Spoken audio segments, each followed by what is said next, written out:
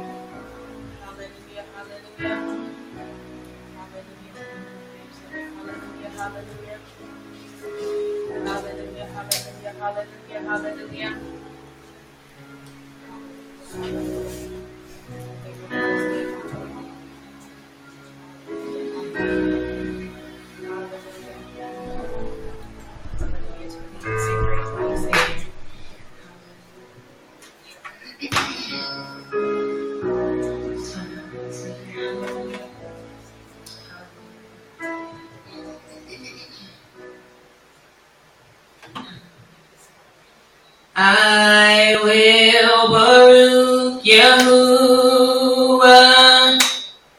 O my soul, and all that is within me, Baruch His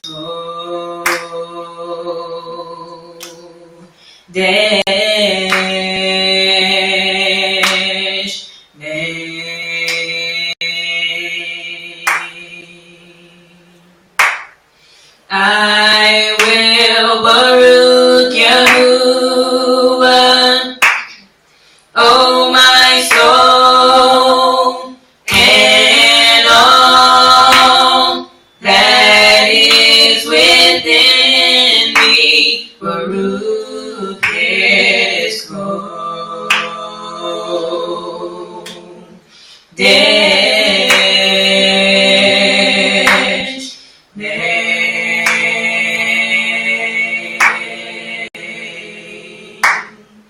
I will Baruch Yahuwah, O my soul, and all that is within me, Baruch His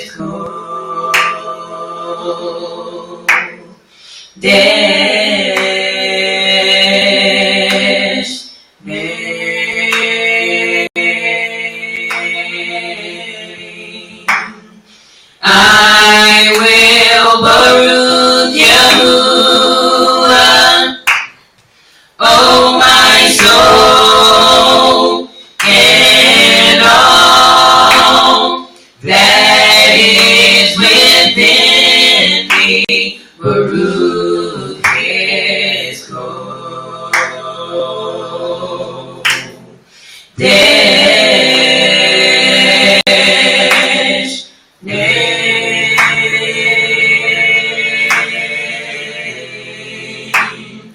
I will Baruch Yahuwah, O my soul, and all that is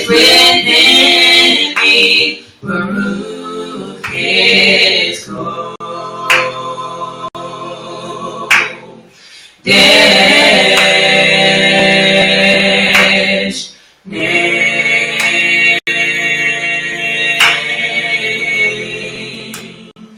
I will Baruch Yahuwah, oh my soul, and all that is within me. Baruch His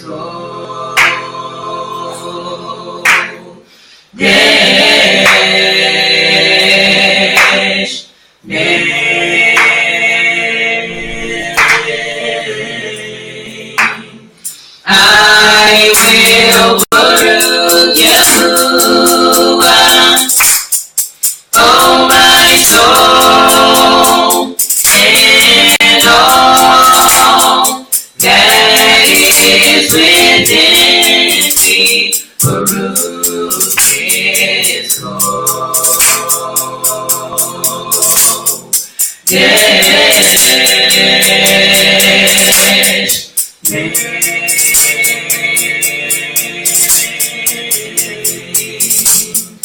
I will Baruch Yahuwah, oh my soul, and all that is within me. Baruch His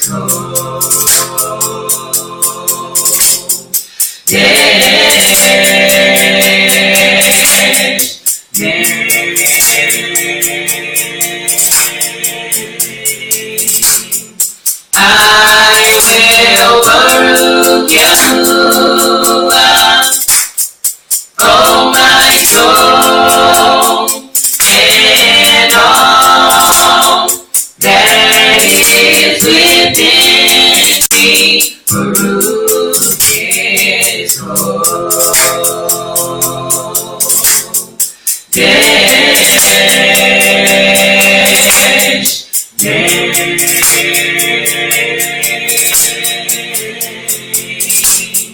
I will Baruch Yahuwah, oh my soul,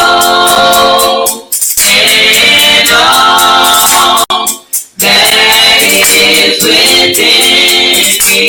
Baruch His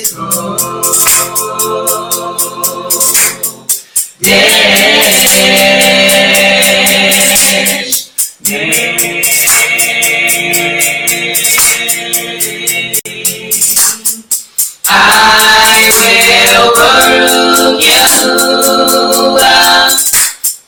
oh my soul,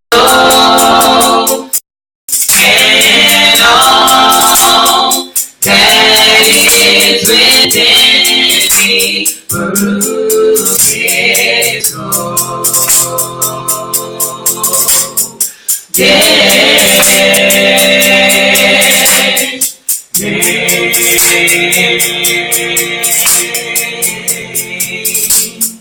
I will Baruch Yahuwah, oh my soul, and all that is within me.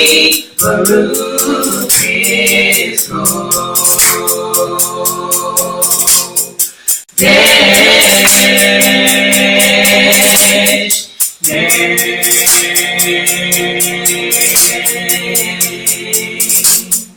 I will Baruch Yahuwah, oh my soul, and all that is within me.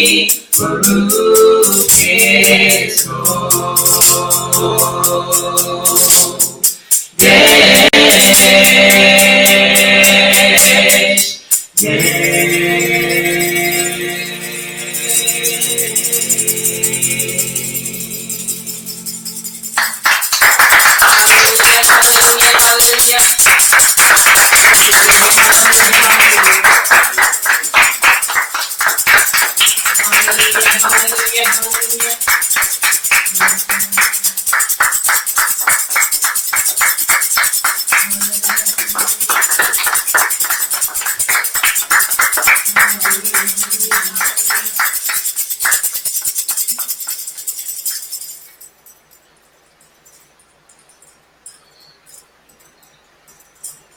Hallelujah, hallelujah.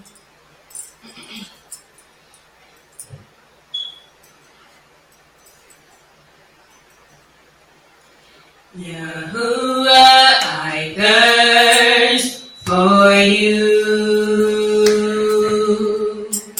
and I long to be in your presence. My soul will wait on you. Abba, draw me nearer, draw me nearer to the beauty of your Ruach.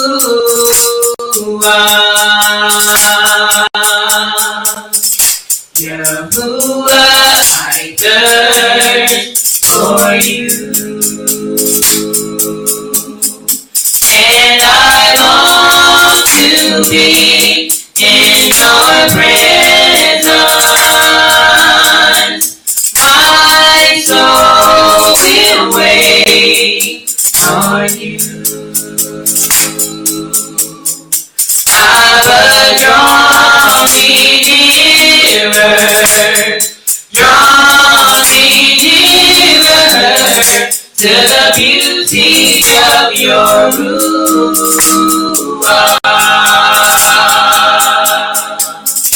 Yahuwah, I thirst for you,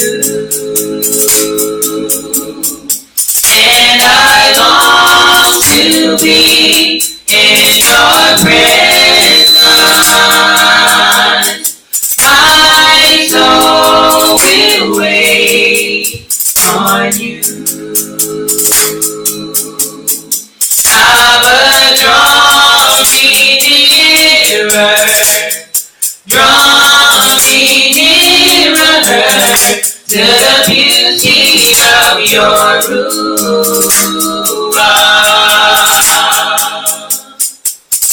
Yahuwah, I thirst for you,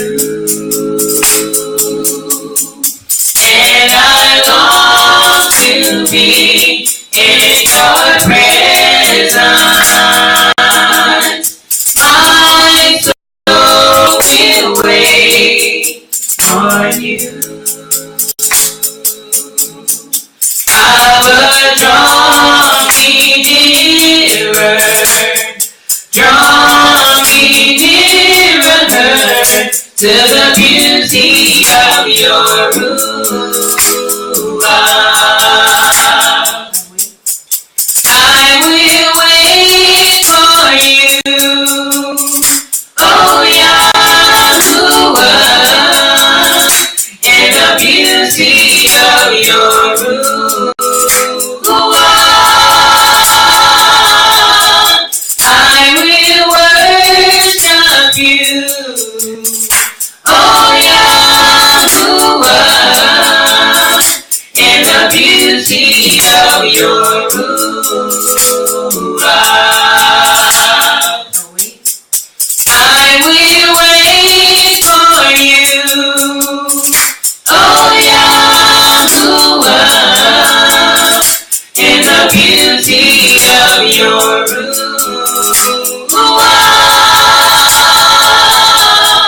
I will worship you, oh Yahuwah, in the beauty of your Ruach.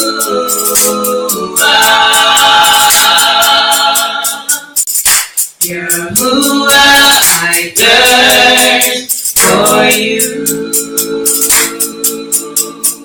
and I long to be in your presence. My soul will wait on you. Abba, draw me nearer, draw me nearer to the beauty of your Ruach.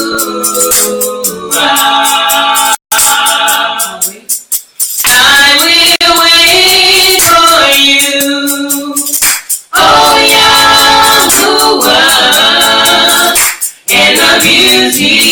of your Ruah. I will worship you, oh Yahuwah, in the beauty of your Ruah. I will wait for you, oh Yahuwah, in the beauty of your Ruah.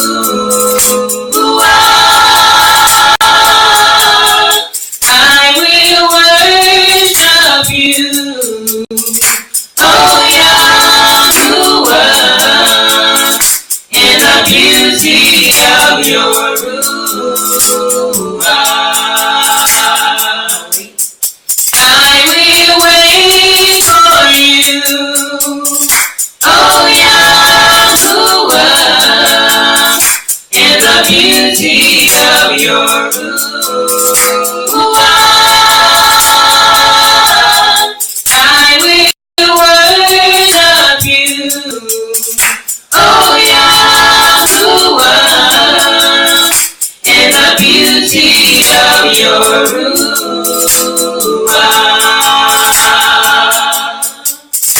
Yahuwah, I thirst for you, and I long to be in your presence.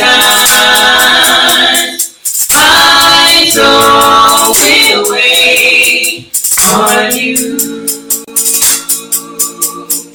Abba, draw me nearer, draw me nearer to the beauty of your Ruah.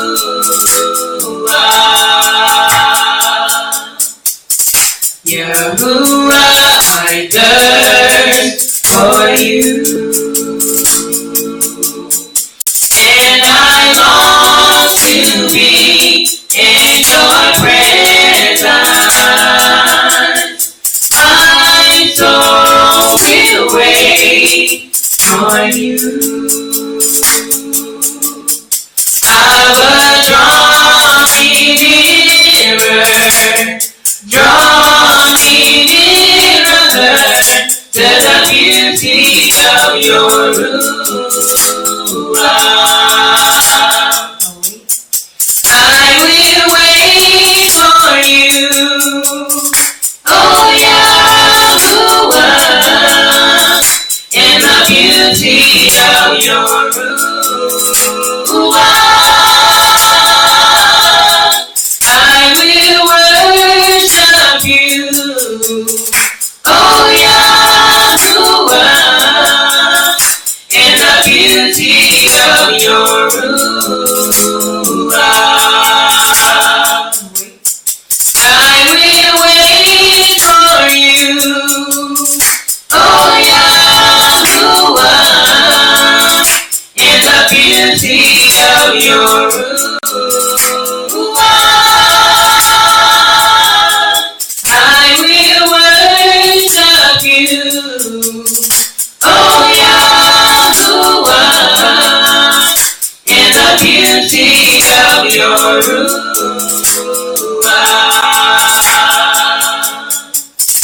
Yahuwah, I thirst for you, and I long to be in your presence. My soul will wait on you. Abba, draw me nearer, draw me nearer to the beauty of your Ruah.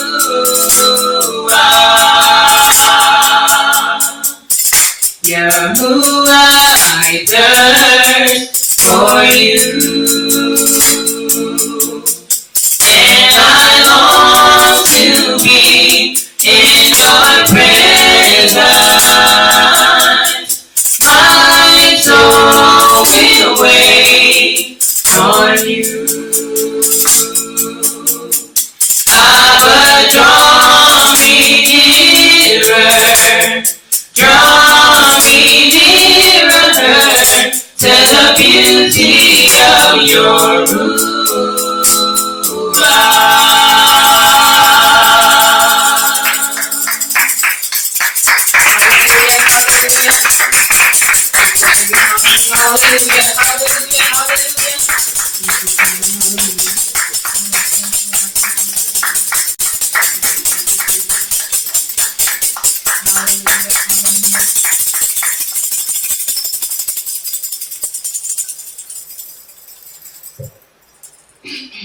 There is none like you.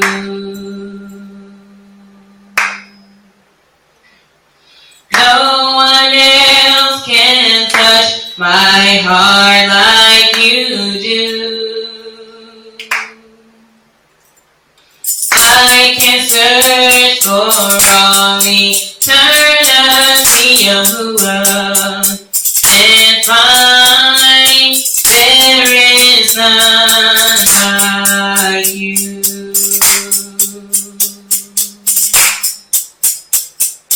There is none like you. No one else can touch my heart. No one else can touch my heart like you do. I can search for all eternity, and find there is none like you. There is none, no. There is none like you. No one else can touch me out. No one else can touch my heart like you do. I can search for all eternity, and find there is none like you. There is none, oh no. There is none like you. No one else can touch my heart. No one else can touch my heart like you do. I can search for all eternity,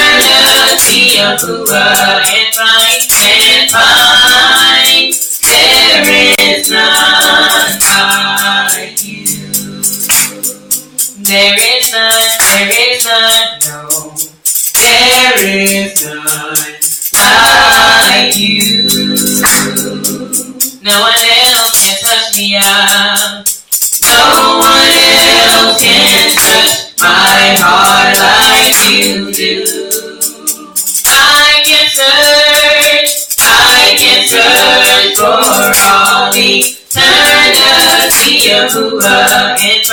and find there is none like you. There is none, oh no. There is none like you. No one else can touch my heart.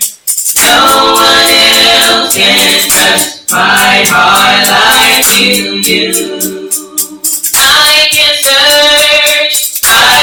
search for all eternity, and find there is none like you. There is none, oh no. There is none like you. No one else can touch me out. No one else can touch my heart like you do. I can search for all eternity, and find there is none like you. There is none, no. There is none like you. No one else can touch my heart like you do. I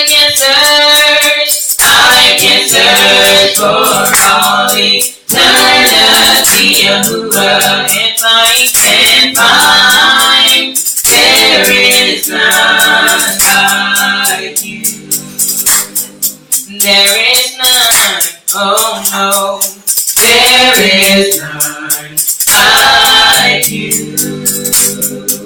No one else can touch my heart. No one else can touch my heart like you do. I can search for all eternity of who and can't find. There is none like you. There is none, no. There is none like you. No one else can touch my heart. No one else can touch my heart like you do. I can search for all eternity of who and can't find. There is none like you. There is none, oh no. There is none like you. No one else can touch my heart. No one else can touch my heart like you do. I can search for all eternity of who and can't find. There is none like you. There is none, no. There is none like you. No one else can touch me up. No one else can touch my heart like you do. I can search for all eternity of who and can't find. There is none like you. There is none, no. There is none like you. No one else can touch me up. No one else can touch my heart like you do. I can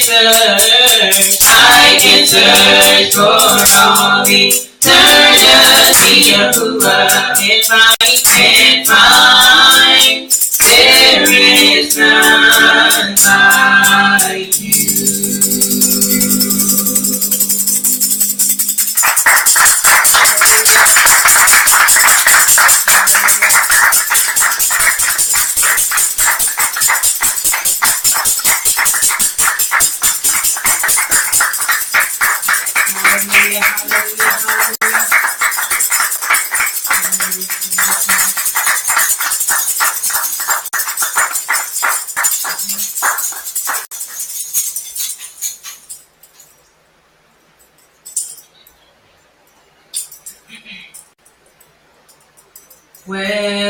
Welcome into this place.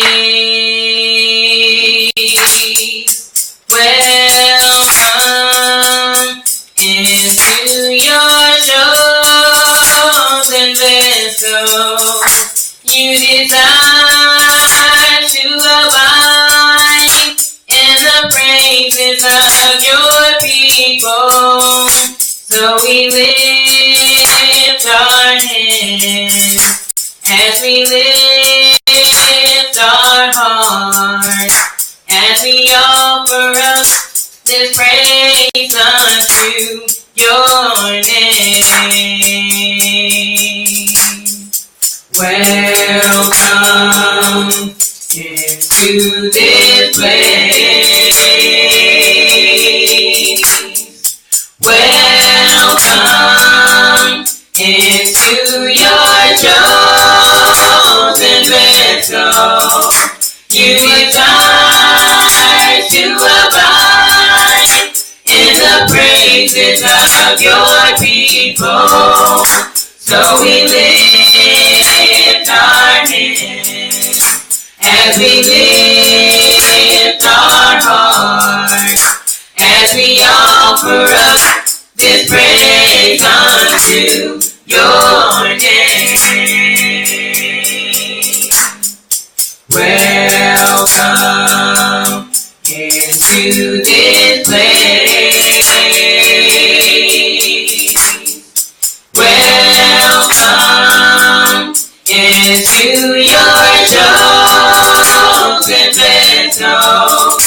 You desire to abide in the praises of your people. So we lift our hands as we lift our hearts, as we offer up this praise unto your name. Welcome into this place.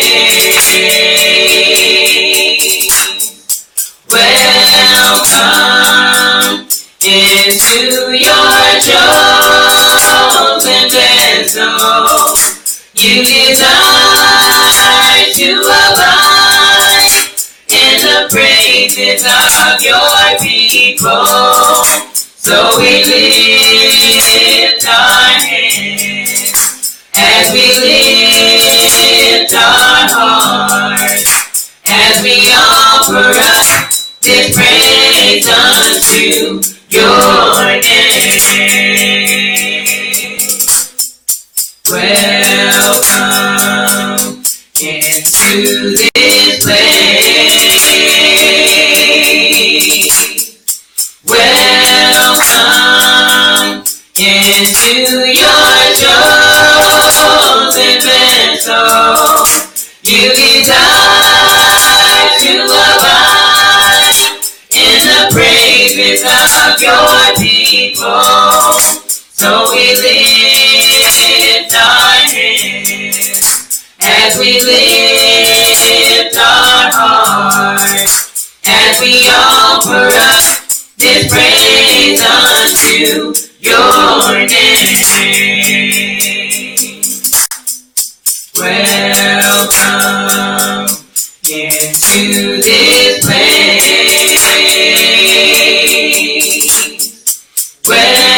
Welcome into your chosen vessel.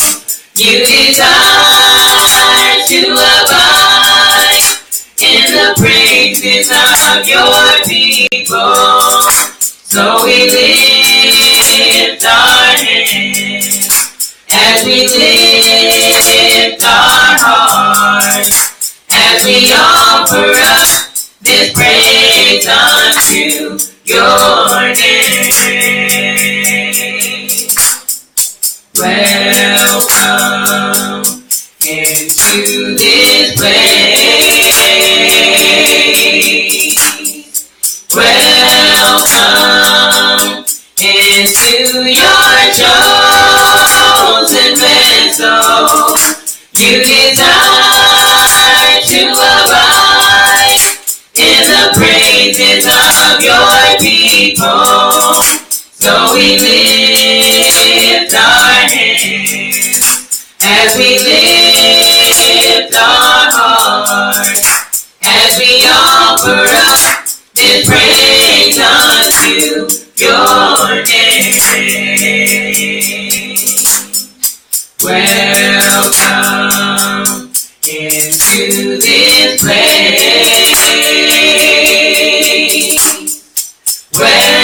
Welcome into your chosen vessel.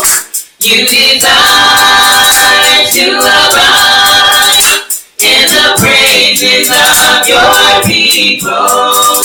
So we lift our hands as we lift our hearts, as we offer up this praise unto your name.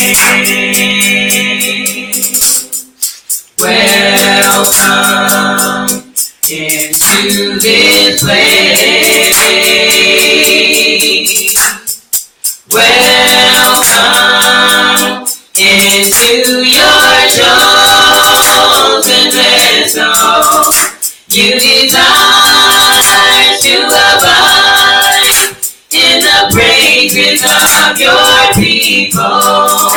So we lift our hands as we lift our hearts, as we offer up this praise unto your name. Welcome into this place. Welcome into your chosen vessel. You desire to abide in the praises of your people. So we lift our hands as we lift our hearts, as we offer up this praise unto your name. Welcome into this place. Welcome into your chosen vessel. You desire to abide in the praises of your people. So we lift our hands as we lift our hearts, as we offer up this praise unto your name. Welcome into this place.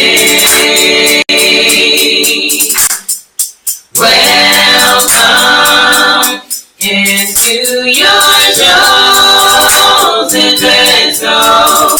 You desire to abide in the praises of your people. So we lift our hands as we lift our hearts, as we offer up this praise unto your name.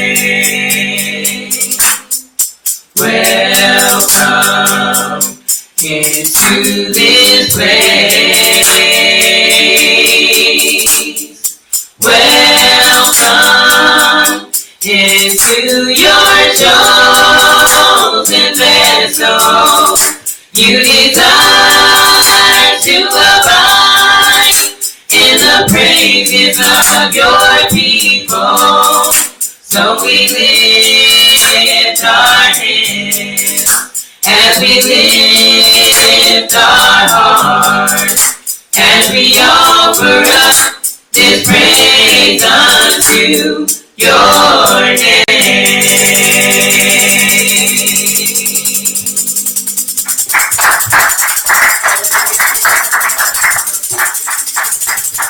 Hallelujah. Come on, let us magnify our King, because he is so worthy, and all the praise worthy of all the esteem that is truly due this set apart name.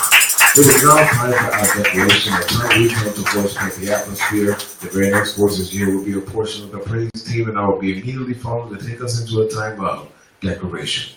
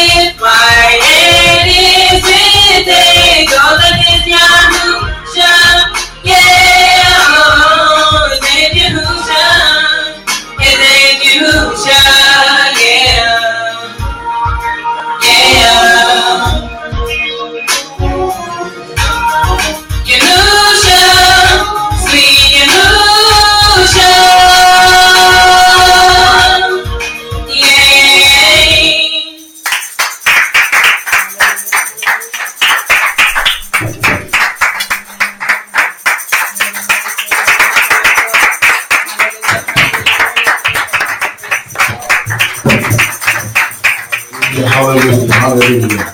We do magnify our King. We thank Him for this our time of declaration. And as we enter in such, everyone repeat after me. I declare that your Torah is a lamp unto my feet and a light unto my path. I shall walk with full obedience to your writ. Therefore, all my days and all my steps shall be kept and guided by you. Satan is defeated, your darkness is scattered, and Yah'sraelite is sovereign. And it is so. Hallelujah. Come on.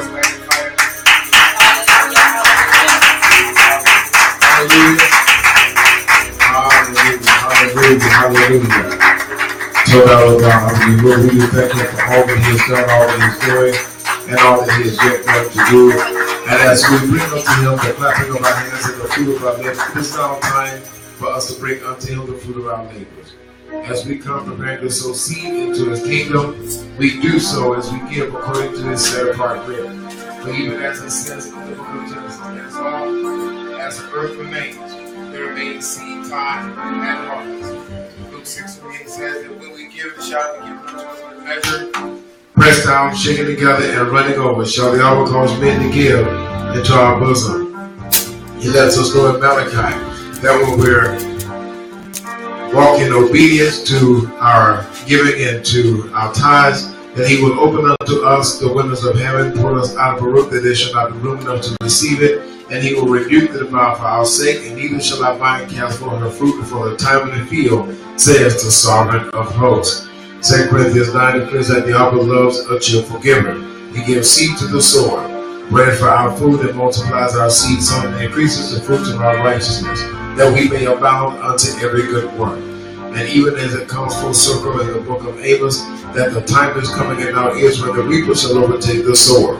So we know that as we come preparing to sow our seed, we know and understand that not only is it seed time, but what time is it? Harvest time. What time is it? Harvest time. It is harvest time. For we truly walk in expectation, and we know that as we sow seed in His kingdom, hallelujah, that His principles, His statutes, and His right standing words are always yes, and it is so towards us. So for those of you that are present, if you're in need of a tithe and offering envelope, raise your hand. Us report that I'm ready to get one to you. For those of you that are watching via the ministry page, hit the donate button if you would like to share donations of a harvest support with this work at this time. Follow the instructions therein. And for those of you that choose to use PayPal as your medium, send us your information. We'll send you the link and correspond accordingly. And again, we do thank each and every one of you that are already supporters of this work. Remember, you make ministry happen, and it is so. And it is so.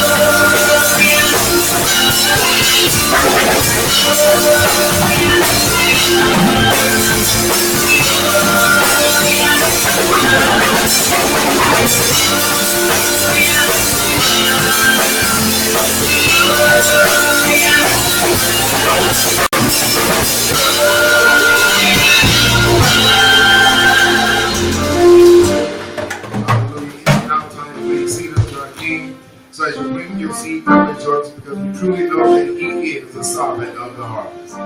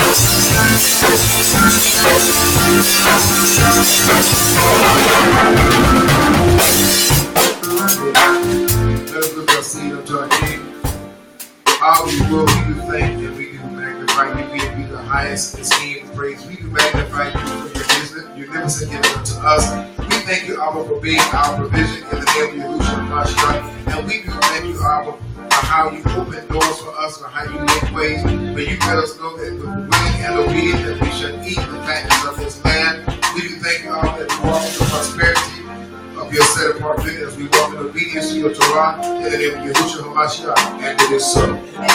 And it is so. Hallelujah. Come on, put your hands together. Let's give Him praise. Hallelujah. Hallelujah. Hallelujah. Hallelujah.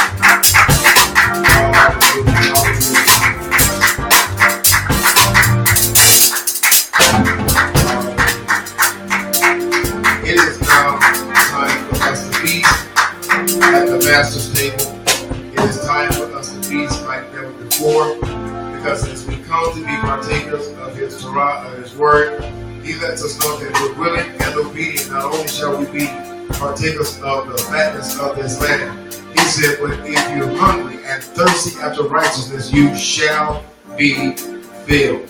So I hope you're hungry and thirsty on this evening, because we're truly about to be dished up some awesome sermons of His right standing that comes from His Torah, from the writings. And we do magnify the hour day, because He has truly given unto us a phenomenal gift in the personhood of one who is truly able to reach, teach, and to preach, and to bring forth the Ruach and the scriptures like never before, to even the point to where a fool can understand it.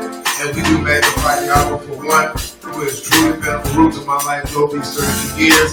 Put your hands together as I bring to your forefront none other than my former senior pastor, a messenger to the Lord's kingdom, and pray for these ministries, my very own apostle, and senior prophet, Sabrina Brown. Put your hands together as she comes to pray. All right.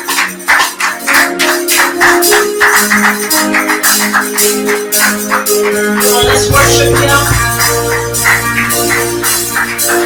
Come on, let's worship Him. Let's worship Him. Hallelujah. Hallelujah. Come on, hallelujah. Hallelujah.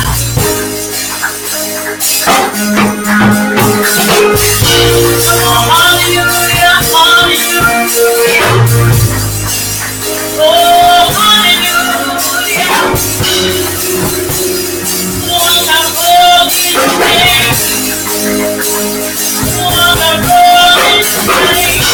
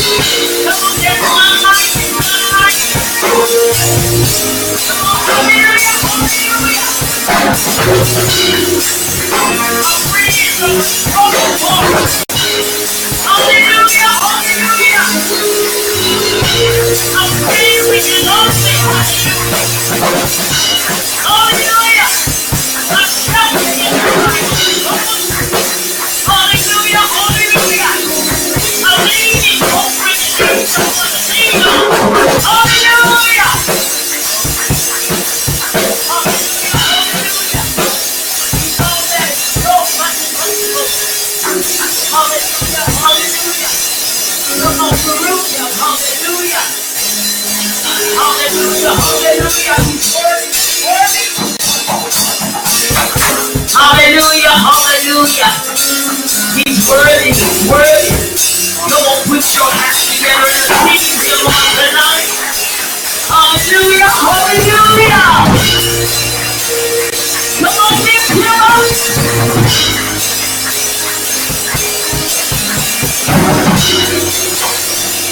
Hallelujah, hallelujah. Let the Savior up. Hallelujah, hallelujah. Hallelujah, hallelujah. Hallelujah, hallelujah. Hallelujah, hallelujah. Hallelujah. Hallelujah. Hallelujah. If we seek him, he will be found. If we call on him, he will answer. Hallelujah, hallelujah. It is a guarantee unto us, his people. Come on, put your hands together and esteem him in this resource tonight.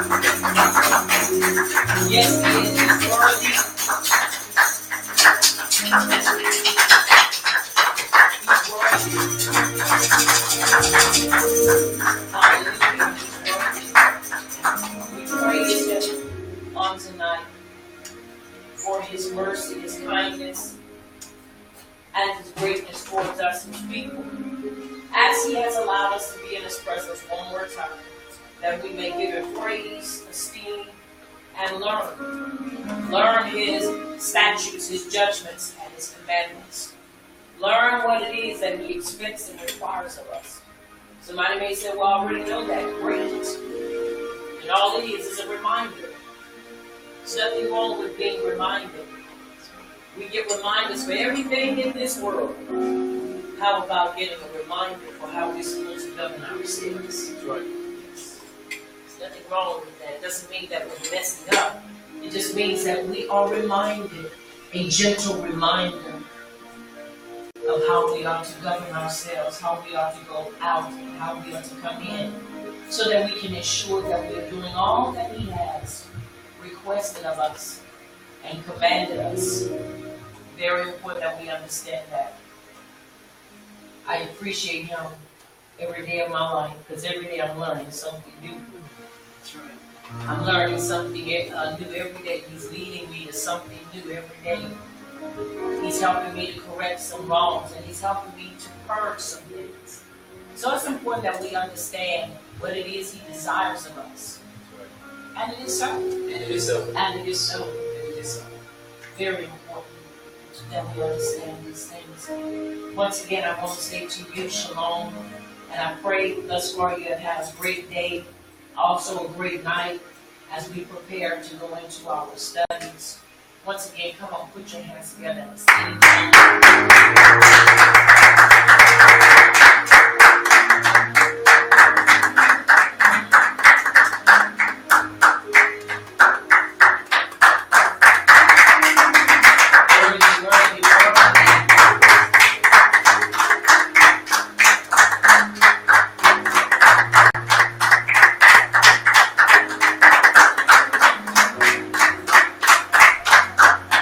Hallelujah, hallelujah.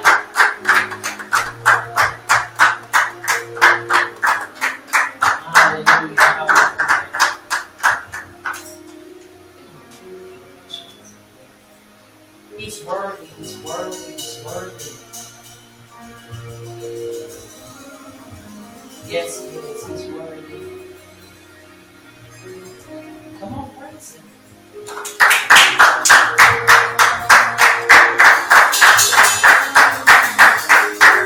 All right, praise him. There is no instructions that will lead us to praise him.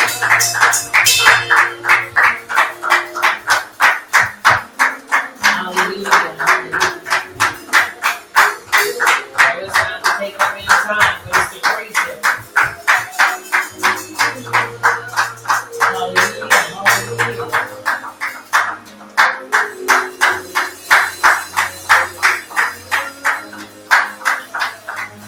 Hallelujah.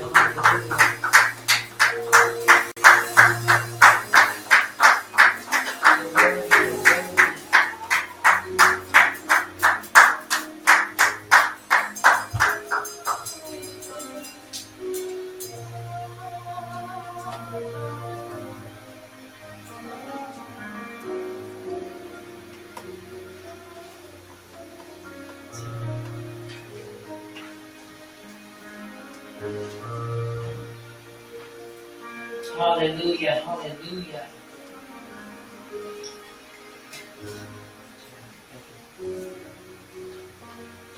He's worthy, he's worthy, he's worthy.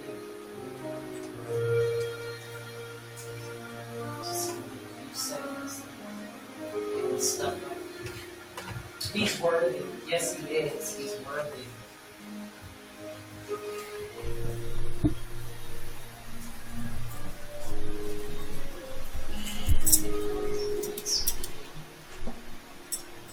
Hallelujah, hallelujah. As we prepare to do the Baruch the Torah,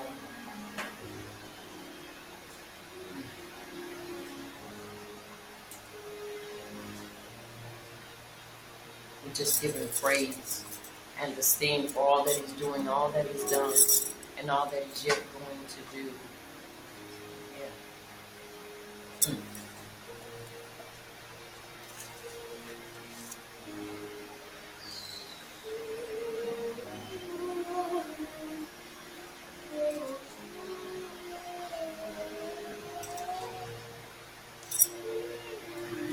Stick with me, don't quit me, hold on.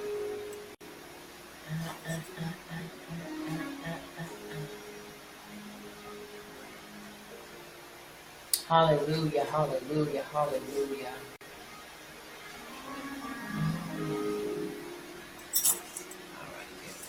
All right.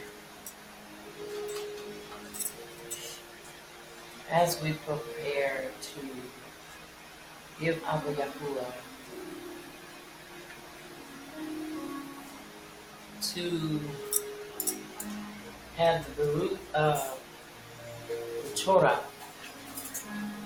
I once again appreciate him for all that he's doing, all that he's done, and all that he's yet going to do within our lives, within my personal life, and then within our lives as a people. I truly do appreciate him. At this time, we're going to do the Baruch of the Torah, and then we're going to have the reading of the 10 Commandments. Repeat with me, Baruch Yahuwah, the Baruch one. Baruch is Yahuwah, the Baruch one, for all eternity. Baruch atah, Yahuwah, our supreme one, King of the universe, who selected us from all the peoples and gave us his Torah. Baruch atah, Yahuwah, giver of the Torah, and it is so. Baruch atah, Yahuwah, our supreme one, King of the universe, who gave us the Torah of truth and implanted eternal life within us. Baruch atah, Yahuwah, giver of the Torah, and it is so. And it is so. Now we have the reading of the 10 Commandments by Apostle Brown, coming from the book of Leviticus, chapter 6, verses 5 through 22, and it is so. Aleph. I am Yahuwah, your power was brought to another land from Mizraim from the days of slavery. Then you shall have no other power before me. You you any graven image or any likeness of anything that is in Shemayim above, or that is in the earth beneath, or that is in the mind beneath the earth. You shall not bow down yourself unto them, nor serve them, for I, Yahuwah, your power, am a jealous power, visiting the iniquity of the hours upon the children unto the third and fourth generation of them that hate me, and showing mercy unto thousands of them that love me and keep my commandments. Amen. You shall not take the name of Yahuwah, your power, and falsify it. For Yahuwah will not hold him guiltless that takes his name and empties it. Daddy, guard the Sabbath day to set it apart, as Yahuwah, your power, has commanded you. 6 days you shall labor and do all your work. But the seventh day is the Sabbath of Yahuwah, your power. In it you shall not do any work. You, nor your son, nor your daughter, nor your manservant, nor your maidservant, nor your ox, nor your ass, nor any of your cattle, nor your foreigner that is within your gates, that your manservant and your maidservant may rest as well as you. And remember that you were a servant in the land of Mizraim, and that Yahuwah, your power, brought you out of there through a mighty hand and by a stretched out arm. Therefore, Yahuwah, your power, commanded you to keep the Sabbath day. Hey, honor your Abba and your image, your Yahuwah, your power has commanded you, that your days may be prolonged and that it may go well with you in the land which Yahuwah, your power, is about to give you. Why you shall not murder. Zain, neither shall you commit adultery. Heth, neither shall you steal. Teth, neither shall you bear false witness against your neighbor. You, neither shall you desire your neighbor's issue. Neither shall you covet your neighbor's bed, his field, or his manservant, or his maidservant, his ox, or his ass, or anything that is your neighbor's. These words Yahuwah spoke unto all your assembly in the mount, out of the midst of the fire, of the cloud, and of the thick darkness with a great voice. And he added no more. And he wrote them in 2 tables of stone and delivered them unto me. And it is so. And it is so. Excuse me. Yahusha, the son of Nun, chapter 1, verses 7 through 8. All right, our confession.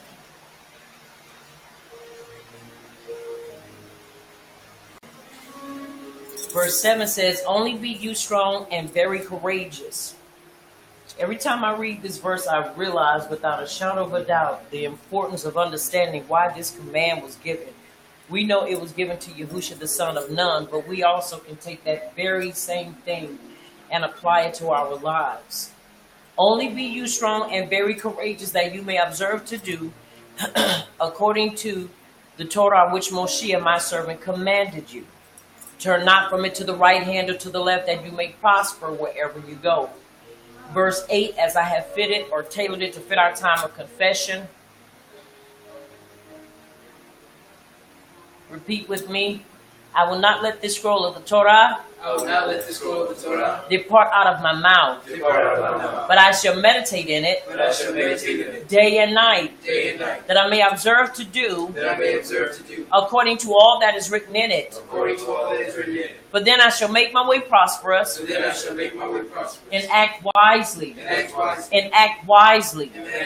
Now look at your neighbor and tell your neighbor, and you shall act wisely. And you shall act wisely. Come on, look at your other neighbor and tell your other neighbor, and you shall act wisely. And you shall act wisely. Look at your other neighbor and tell your other neighbor, and you shall act wisely. And you shall act wisely. Take your hand, place it over your heart, and say, Abba Yahuwah, I shall act wisely. Abba Yahuwah, I shall act wisely. Come on, I endeavor to act wisely.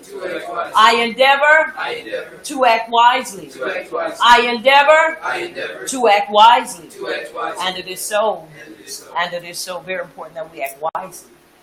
Now let us turn our attention to the book of Devarim, chapter 6, verses 1 through 14.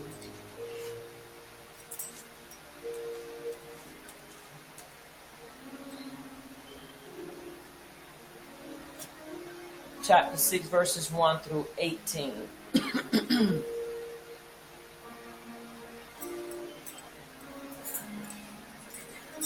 These are the commandments, the statutes, and the judgments which Yahuwah your power commanded to teach you, that you might do them in the land where you are going to enter and possess it, that you might fear Yahuwah your power, to keep all his statutes and his commandments, which I command you, you and your son and your grandson, all the days of your life, and that your days may be prolonged.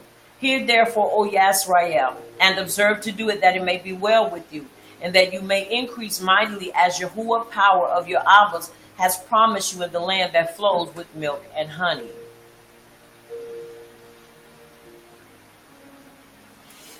Hear, O Yah'srael, Yahuwah, our supreme one. Yahuwah is a God. Shema Yah'srael, Yahuwah is our Savior. Yahuwah is a God.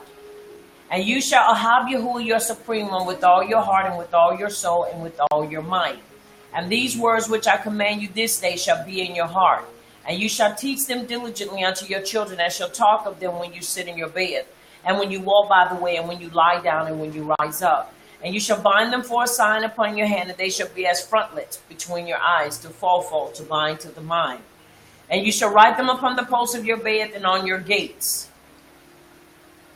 And it shall be when Yahuwah your power shall have brought you into the land which he swore to your Abbas, to Abraham, to Isaac, and to Yaakov, to give you great cities which you did not build, houses full of all great things which you filled not, and wells dug which you did not dig, vineyards and olive trees which you did not plant.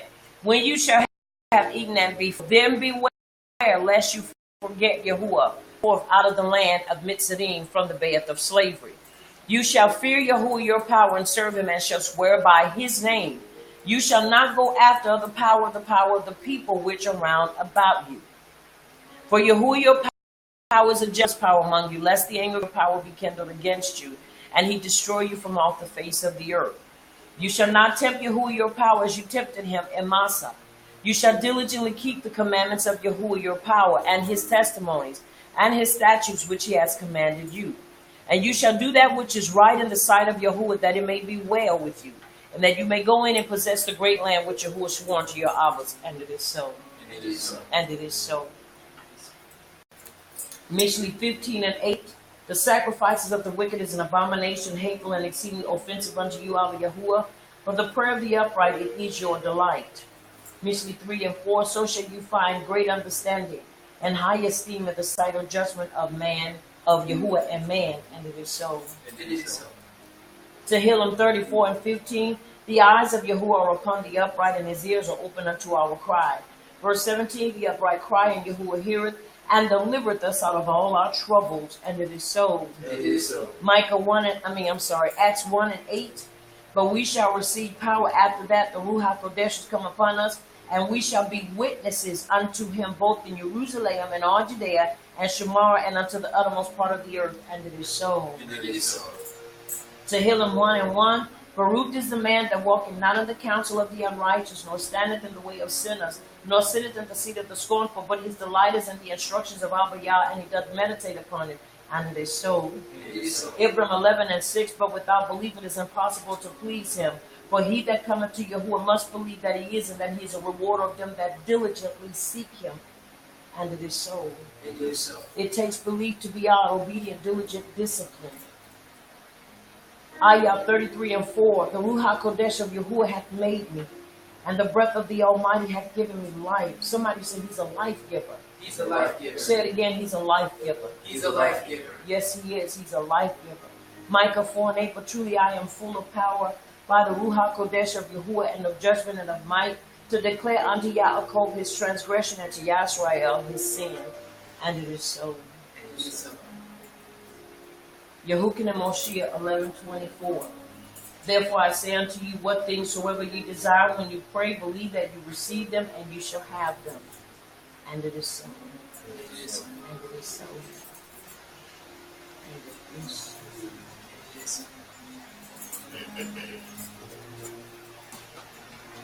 Yehukin and Aleph 5:4-5.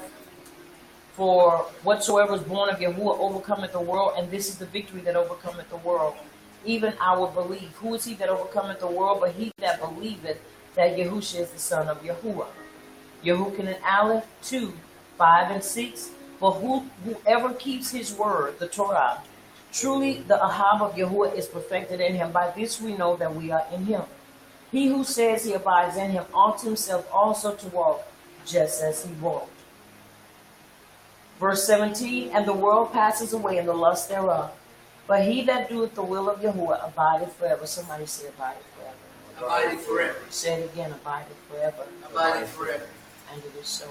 Abideth forever. ever. Let us say our declaration on tonight as we have gathered once again in this place, that the power of Yahuwah might be revealed in us and through us, in our witness, in our stand. I like to say it as crime fighters. What kind of crime? It is a crime to break the Torah, and many people do it ignorantly, but we want to make sure that as being crime fighters, we make sure that we are fighting the right villains. That's right. Because some people are not villains, they're just ignorant. They're not villains. And then there are the true villains, the ones that come out to try to destroy and tear down and just wreak havoc. Those are the ones that we want to make sure we shut down and we silence. Because those are the ones that can do the most harm to us as a mishpachah. Because their devices are to come and to separate, to divide. If you divide us, then you can easily conquer us. Because you have to understand, when one falls, it weakens the mishpachah. When one stands strong, it makes us all strong. And if we can have that mentality, then we can truly push on and continually be the mishpachah that Abba Yahuwah is looking for us to be and to become. Very important, because it's not you, it's us and we. That's right. Our. Not them and those, but us as a unit. So we must always remember that. Always. Never let a wounded soldier die. And if a soldier is wounded, then it is for us, when we can, to bring recovery to that soldier. That's right. And if we can't, then we pray the next person that comes by, that they'll be willing to listen to and allow them to help, will be able to help them. I've learned this: everybody doesn't want help from certain people. It sounds crazy, but it's the truth. Right. You have some people that want help only from certain people. And if you don't meet the criteria and you don't meet their standard, they won't get help from you. So what do? We don't get angry. We just pray that the help they seek will come through. Because it's Yahuwah that's going to make the decision when it's all said and done. He has the first and last say so. So once again, let us be mindful and let us use wisdom in this hour and in this season. And it is so. It is so. And it is so. All right, let us say our declaration of healing and shalom. Repeat with me: Abba Yahuwah, Abba Yahuwah, in the name of Yahusha, in the name of Yahushua, our Mashiach, our Mashiach, we subdue ignorance we subdue ignorance with Torah knowledge. with Torah knowledge. And through this knowledge And through this knowledge of Torah truth, of Torah truth, we claim healing, we claim healing, shalom, shalom, deliverance, deliverance, and salvation. and salvation. We decree We decree Torah truth Torah truth in the lives in the lives of your people, of your people, our people, our people. Yah'srael. Yah'sraelite. We unite We unite not to fight, not to fight, not to fight not to fight each other, each other, each other, each other, but the enemy but the enemy of our belief. of our belief. And it is so. And it is so. Now I know as siblings we have squabbles, because if you have a sibling, if you have a Akka or a Cody, there are times that you're not going to always agree. And sometimes there are those that will scrap. Not everybody. There are those that will get in trouble. When we were growing up, we didn't physically fight because we would get a whipping if we did. So we knew not to physically fight one another, but we would fight with our words.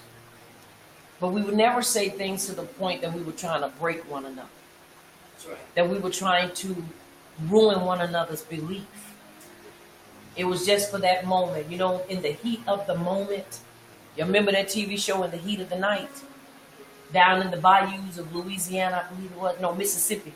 In Mississippi, it was really hot weather there. And it would be real muggy. And it was called In the Heat of the Night, and all kinds of things would be going on in the heat of the night.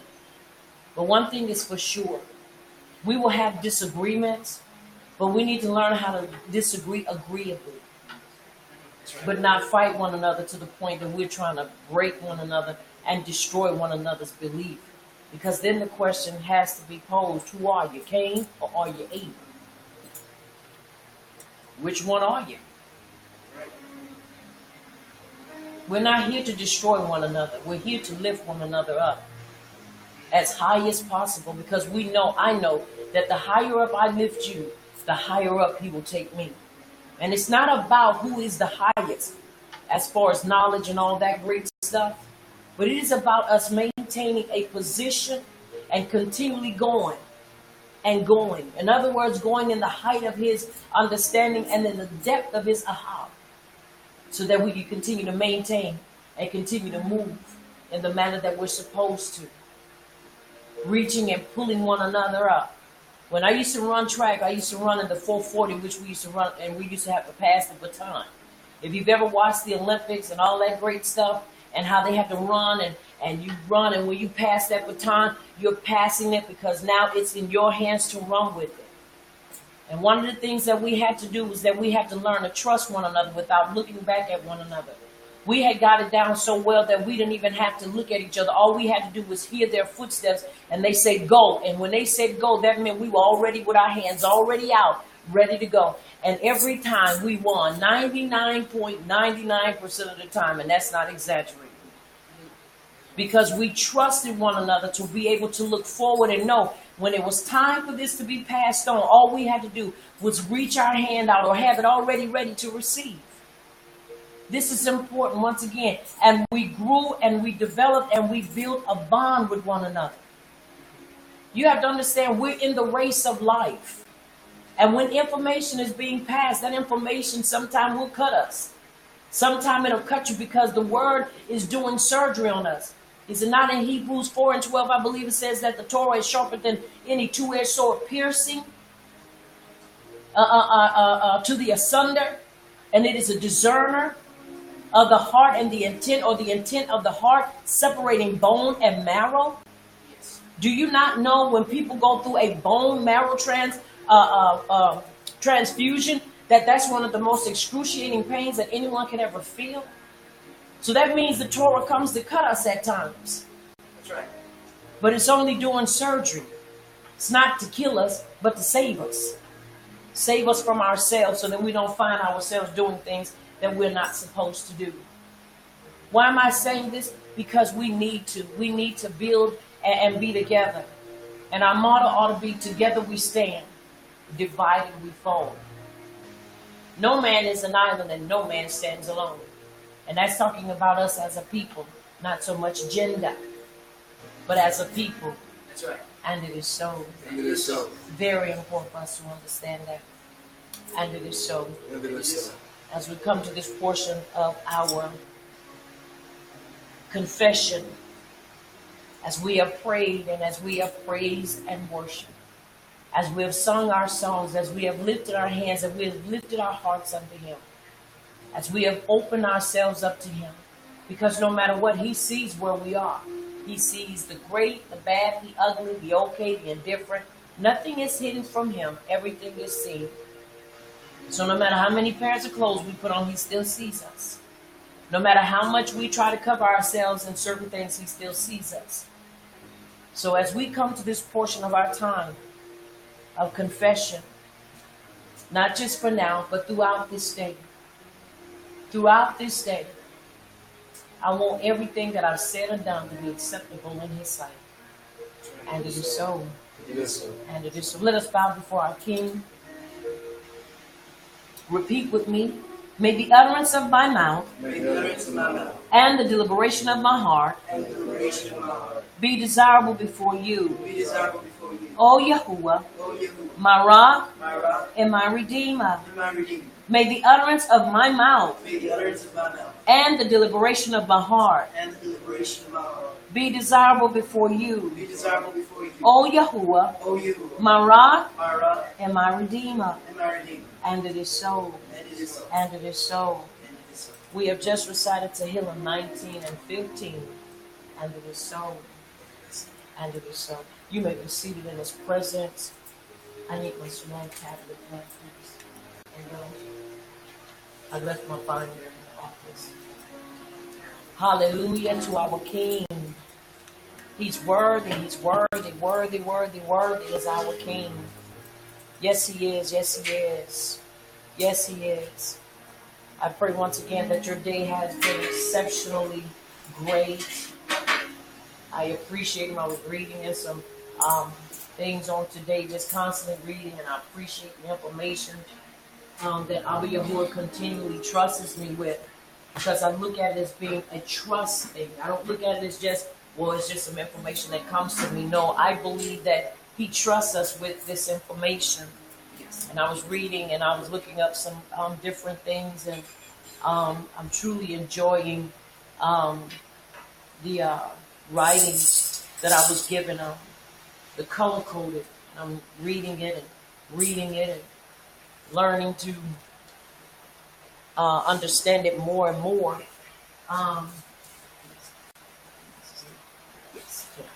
And understanding it more and more as I read, and the other things that are in it, and it just opens up my heart and mind to so much more other stuff that at one time I didn't have. So I really do appreciate having it and being able to look over it, and I'm clicking on everything I can click and download, and everything I can download, and read it and go back and read it again, so that I can get a full understanding of it. Once again, on tonight, as we have gathered here in this place to learn and to be a wise, or to become a wise master builder. Now, someone would say, well, a wise master builder. Yeah, because you have to understand, before you can build anybody else, you have to build you through the Torah. Yes. Because we are first partakers in it. A mother knows, a nursing mother knows, in order to feed her nursing baby, she must first feed herself. That's right. Are you following me? Yes. We must first feed ourselves. And so it's very important that we understand that. I want to turn our attention first to Devarim chapter 6. And I know it's one of the portions of verses that I read as a confession. But I want us to go there. And the reason I want us to go there, because I want us to start with verse 14. And this is going to be the basis of what we're going to talk about. Tonight we're going to talk about the heart, the symbol of this. Not the heart that's in our chest, but the symbol, the heart symbol. Something that we have looked at as being a symbol of endearment, a symbol to show our feelings and our passion for one another. And so it was brought to my attention that this was something that was a no-no. Mm-hmm. And when I began to read the information, and I began to pray about it, and I began to see how so many of us use it, once again, because we use it at the end of sentences, we use it at the beginning of sentences, we use it widely for so much stuff. We use it to show our approval, and we use it to show our disapproval, especially if you have an arrow through it or a broken one. We're showing our emotions with it, and it is a symbol that we are not supposed to use. Right. It is a symbol that we're not supposed to use. So I want us to look at Devarim chapter 6, and I want us to look at verse 14 and 15. When you have to say that it's so. All right. Devarim chapter 6, verse 14. Yes. All right. Now, once again, very familiar to us. We're going to read 14, 15, and 16. Yes. All right. And it is And it is so. Devarim chapter 6, verses 14 through 16. Coming from the NIV scriptures. Do not follow other power, the idols of the people around you. For Yahuwah your power, who is among you, is a jealous Savior, and his anger will burn against you, and he will destroy you from the face of the land. Do not test Yahuwah as you did at Massah. And it is so. And it is so. You shall not go after the power of the people which are round about you. Once again, as we look back in retrospect, we see that our ancestors and forefathers had a major issue with coming in the presence of others and adopting their ways and making their ways become our ways. And these things were passed down to us by way of practice and so forth. And so they did it, and we just picked it up and we ran with it until being corrected. And so we look at verse 15, and it says, "For Yahuwah your power is a jealous power among you, lest the anger of Yahuwah your power be kindled against you, and he destroy you from off the face of the earth." The reason why we as a people are being constantly destroyed is because of our disobedience. Because of our disobedience. You have to understand, some of this is inherited disobedience. Right. And so it is important that we uncover, we rip, we unrobe, and we tear open the erroneous exception of this symbol as being a part of endearment and something that we're supposed to be indulging in. Now, I know once again, a lot of people will, want to differ because they don't believe it's anything wrong, but there is much wrong with this symbol. Are you following me? Yes. Just like when we look at the symbol, and I don't know if you'll be able to see it, but I have some symbols here because we also do and have done a teaching on saying no to Halloween and exposing the symbols. Just like when we look at the inverted pentagram, we wouldn't turn around being in truth and put this on us and say, "Oh, it's just a symbol." It is more than a symbol. It represents a deity. It represents, are you following me? A whole lot of things. And so it's important that we understand that we follow not in the ways. And yes, we're going to be looking at a few symbols before we get into the meat of the study on tonight about the heart. As he's put it up close to you, I'm hoping you can see it on there. And so once again, we wouldn't use that. You wouldn't use that to put that in your baby's room, would you? You wouldn't use that to put it on a no, I don't want to use that. Let me back up. You wouldn't use that to put it on a banner or any such. You wouldn't put that up in your ministry. You wouldn't put that up in your room. Are you following me? Yes. Very important that we understand. Once again, let's look at what it means, the inverted pentagram. Symbolizes the morning star, a name Shaitan has taken, used in witchcraft and occult rituals to conjure up evil spirits. Satanists use it 2 points up, and pagans use it 1 point up. Anyway, it is used, symbolized, symbolizes evil. It matters not if 2 points are up or 1. It matters not if it has a circle around it. It is still a symbol of Shaitan. Are you following me? Yes. So it's very important that we understand. Once again, this is going to take us into the depths of this verse here. You shall not go after the power of the people which are round about you. Very important for us to understand that this is our foundation for the teaching that's going to come forth on tonight and possibly the next couple of young commissions, Yahuwah willing. Now, once again, we would not use these symbols. Why? Because we understand these symbols are not symbols that represent us, and they definitely do not represent Yahuwah. That's right. We would not use, what is it called, the Ujat? I think that's how you said Ujat. The all-seeing eye. We wouldn't use that. One of few symbols referring to Lucifer, king of hell, whom it is thought will pass judgment. Below the eye is a tear because he mourns for those outside his influence. We wouldn't take that symbol and put it on, wear it on a t-shirt. We wouldn't take that symbol and basically adorn our edifice with it. We would not adorn our walking in truth. You would not adorn, once again, your room with it. You would not adorn anything that is yours with this symbol, because we understand its purpose and we understand its roots. So we wouldn't use it. So once again, we would put the same thing in, or put the heart in the same category. Once again, not the heart that beats in our chest, but the symbol of the heart that looks like an upside down bottom. Are you following me? Yes. Just like they have the jeans, the apple bottom. For so long, silly me, I never really understood what those jeans were. Are you following me? Until later on. So when you don't follow the fashion and the fad, you don't know all that stuff. That's right.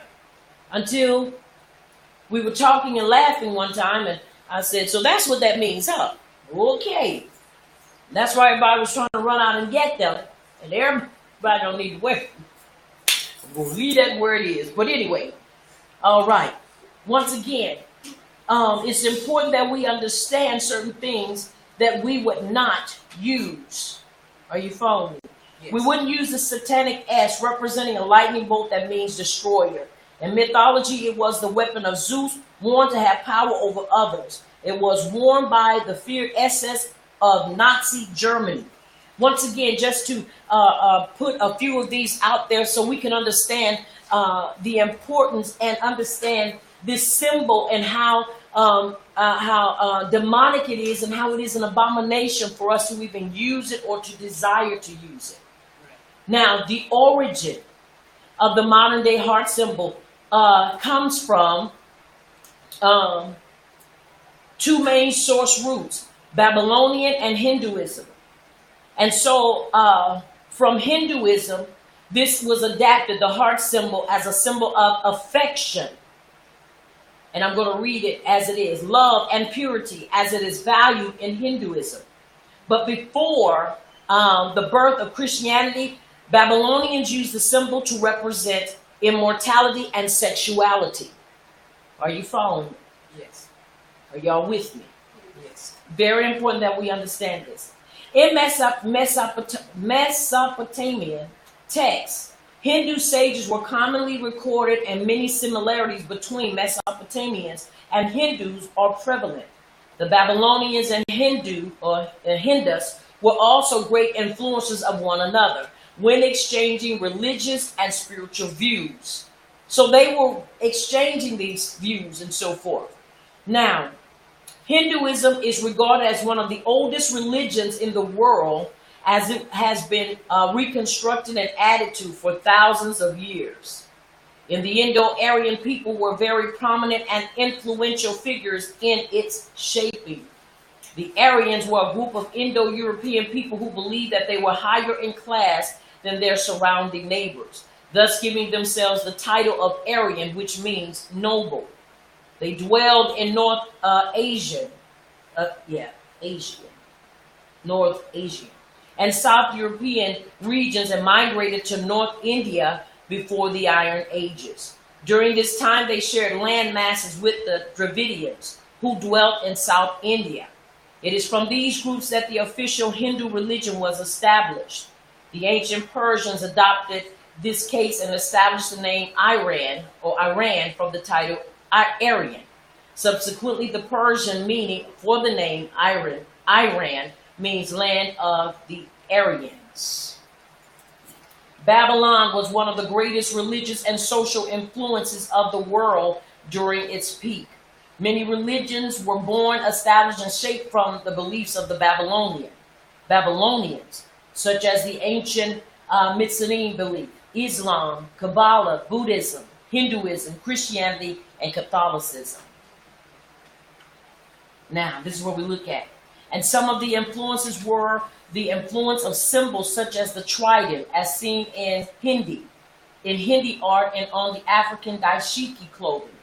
The Mycenaean Ankh, the vertical and horizontal Christian cross, the Hamasa hand that is used in Islam, Buddhism, Hinduism, and Judaism.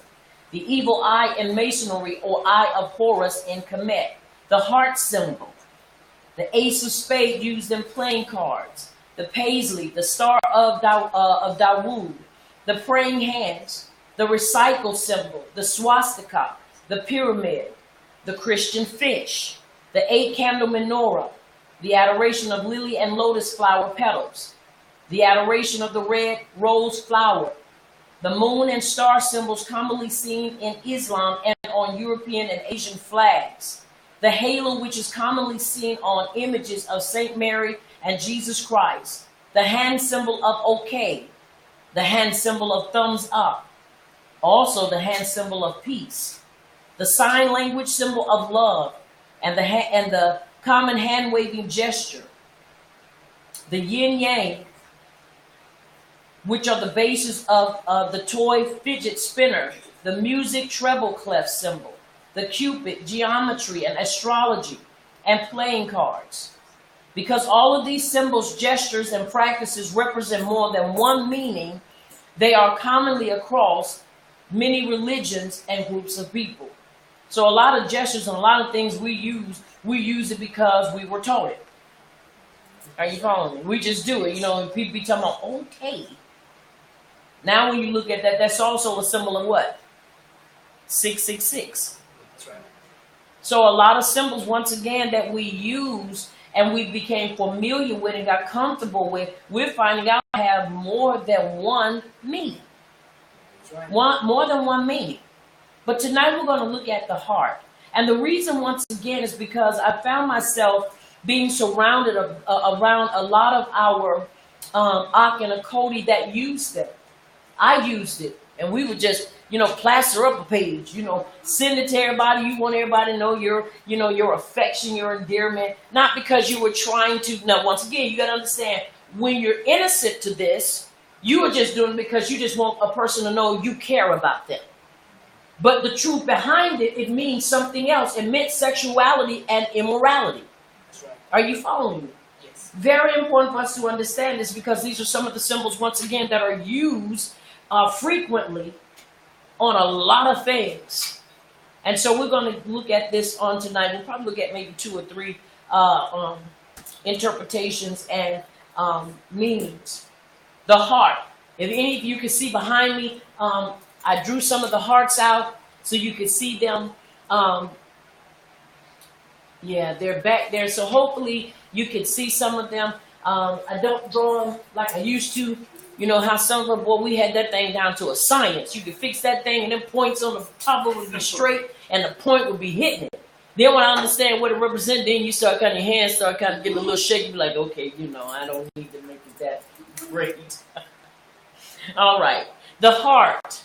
Once again, it's very important for us to understand how important this is to us as a people, that we do not go after the power of the other people which are round about us.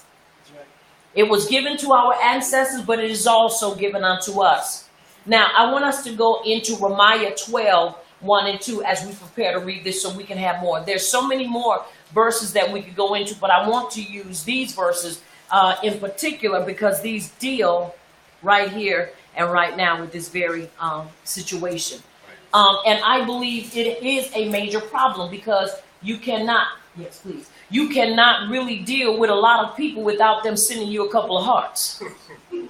You can't. If you are on social media or you deal with people, you cannot miss people sending you about 3 or 4 hearts. And they're meaning well, but once again, we have to understand the origin of this. Yes, that's right. And so understanding its origin and understanding its meaning will cause us to not want to use them anymore.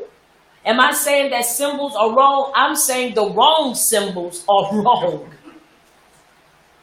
Is there anything wrong with a bouquet of flowers? Absolutely not, as long as they're the right flowers. Right. But it's important that we be careful for nothing, but in all things or in everything, in prayer and supplication. Are you understanding me? Yes. Making our requests known unto Abba Yahuwah. Very important that we maintain that, because when you want to do right, he will always make the way for us to do right. Yes, that's right. And to live according to his instructions. All right, Romans 12, 1 and 2. And it says, I beseech you therefore, brothers, by the mercies of power, that ye present your bodies a living sacrifice, set apart, acceptable to power, which is your reasonable service. Verse 2, and be not conformed to this world, but be transformed by the renewing of your mind, that you may prove what is great and acceptable and perfect will of power. Are you understanding? Yes. Very important unto us, because how can we present ourselves and present our bodies if we are yet doing things with our hands and with our emotions that contradict our movement? Some of us knowingly and some of us unknowingly. Once again, it's important that we understand, because if we're going to live by Torah, then we got to understand some of these extra additives and the extra things that we try to do. Some of those things we need to remove from our lives. And this is one of them, this symbol. The heart. The symbol is commonly used as a worldwide symbol of love and affection, which we understand and know the word love within itself. We don't use it because of its roots, and we're going to get to that tonight as well. But we use the word ahab, which means affection and endearment and Abba Yahuwah, concern for us. That's right. Greater than the word love. Yes. Are you following me? Yes. When an arrow is attached, it is seen as a heart that has been captured romantically, or a heart that is in love. When thorns or blood are placed around it, it is seen as a heart in distress. These images are most commonly used in art as being the color red, depicting blood, which is a symbol of life, or pink, depicting the color of flesh. Holidays of love for Mother Earth. The Babylonian origin of using a holiday to celebrate love interest dates back to the Persian holiday. I think this is September Separda Mazgan. Separda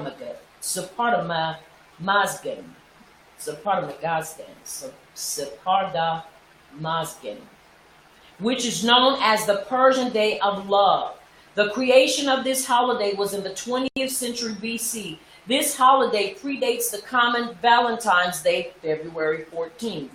Which, for those that don't know, we don't celebrate that. And for those that do know, still yet chooses to participate. I pray that after you hear all the rest of this, that you will really, truly despise these things.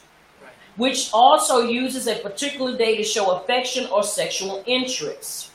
On this day, February the 19th through the 25th, women are allowed to be served by men while being pampered and given gifts and sex.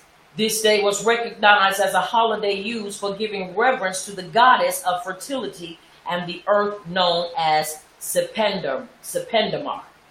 Sependamar is an ancient Persian goddess said to be the keeper of earth and the mother of all creation. It is from this religious belief and others that the term Mother Earth was coined. Before the rise of Islam, this traditional holiday was recognized as an annual feast and holy day. Even after the conversion, many Iranians still honor this day above the European Valentine's Day. During the festivities of the holiday, gifts are given to mothers, daughters, and love interests.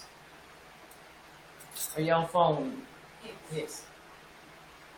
Now this is Lupercalia and St. Valentine's Day. Once again, we're looking at the origin and looking at its different definitions.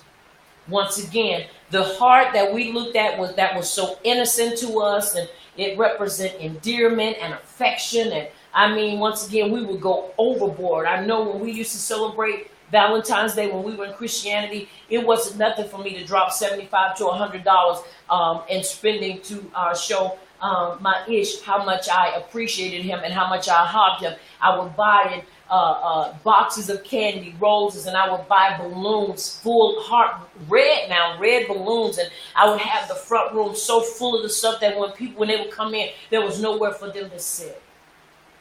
Cupcakes with it on it. We'd have so much stuff, it would be funny because we would always be in competition, and guess who would always win? I'm never losing. I would win. Anyway, once again, I'm celebrating being a winner. Are you following me? Not the buying of the Valentine's things, but we would be in competition with seeing who would be able to outdo. And the reason I could always outdo him because I would always be stashing money aside. I would be putting money aside, and by the time we finished, he'd be like, okay, I thought we had the same amount of money. I said, we did, but I just had my stash. And so I would just go all out. But the thing of it is this is a day that is promoted. It is promoted yearly, this day. And we are made to believe it's innocent, and it is not. We are made to believe that this is the only way that you can show affection and endearment. We are made to believe that this is the way and the only way. And we were all caught up into that. You know, you hear people talking about pulling a heartstring, and, you know, and everybody wants to come with a box of chocolates and heart balloons. Every day is red. On that day, everything is bloody red. Bloody red. Everything. Valentine's Day, as often believed, was not birthed from the celebration of St. Valentine's at all. It wasn't until the 5th century AD that Valentine's Day was recognized. However, the beginning of Lupercalia began much earlier, predating pre-Rome. Lupercalia is an ancient Roman festival that was conducted annually on February 25th under the superintendence of a corporation of priests called Luperci. The origins of the festival are obscure, although the likely derivation of its name from lupus, Latin wolf, has variously suggested connection with an ancient deity who protected herds from wolves, with the legendary she-wolf who nursed Romulus and Remus. As a fertility rite, the festival is also associated with the god Faunus. That's that fawn. If anybody's ever seen, what is it? The Witch in the Wardrobe, what's it called? Chronicles of Narnia. If you notice in there is a fawn in there. The first person that meets him is a little girl, Lucy. Is her name Lucy? Lucy. And they go and they have tea and they sit and they talk and so forth. And that's what this thing is supposed to look like. Well, even looking at that, even not knowing this, we knew something was wrong with that. Half man and half fawn standing up on two legs that look like a goat. And so, as we look at this is what was taking place. Each Lupercalia began with the sacrifice of the Luperci of goats and a dog, after which two of the Luperci were led to the altar. Their foreheads were touched with a bloody knife, and the blood was wiped off with wool dipped in milk. The ritual required that two young men laugh. The sacrificial feast followed after, with which the Luperci cut thongs from the skins of the sacrificial animals and ran in two bands around the Palestine hill. Now, I want to say this, and I'm not trying to be graphic, and I'm not trying to say anything to embarrass anybody, but anytime you're coming to expose things, there's going to be things that are going to say that may make us uncomfortable. Right. Are you following me? Yes. Very important. So it's very important. I'm not a vulgar person, and I don't believe in saying things that I don't believe that Yahuwah would permit. But I do say this. This is why now we have to be careful with even what we put on our bodies. We have to be very careful of what we adorn ourselves with. Because when you look at a thong and what they use, and then when you go into the store and you begin to look at an undergarments, these things can be worn and bought now. Are y'all following me? Yes. All right, I haven't left anybody, right? No. All right. Now, once again, why am I saying this? Because it's very important that we be careful. Once again, somebody said, well, how can you tell people what to put on? I'm telling you, it is important that we be careful because you need to understand what it represents and where its origin comes from. That's right. A thong is a thin slither of a piece of material or skin. Are you following me? Yes. Very important for us to understand. Now, they were striking with the thongs at any woman who came near them. A blow from the thong was supposed to render a woman fertile.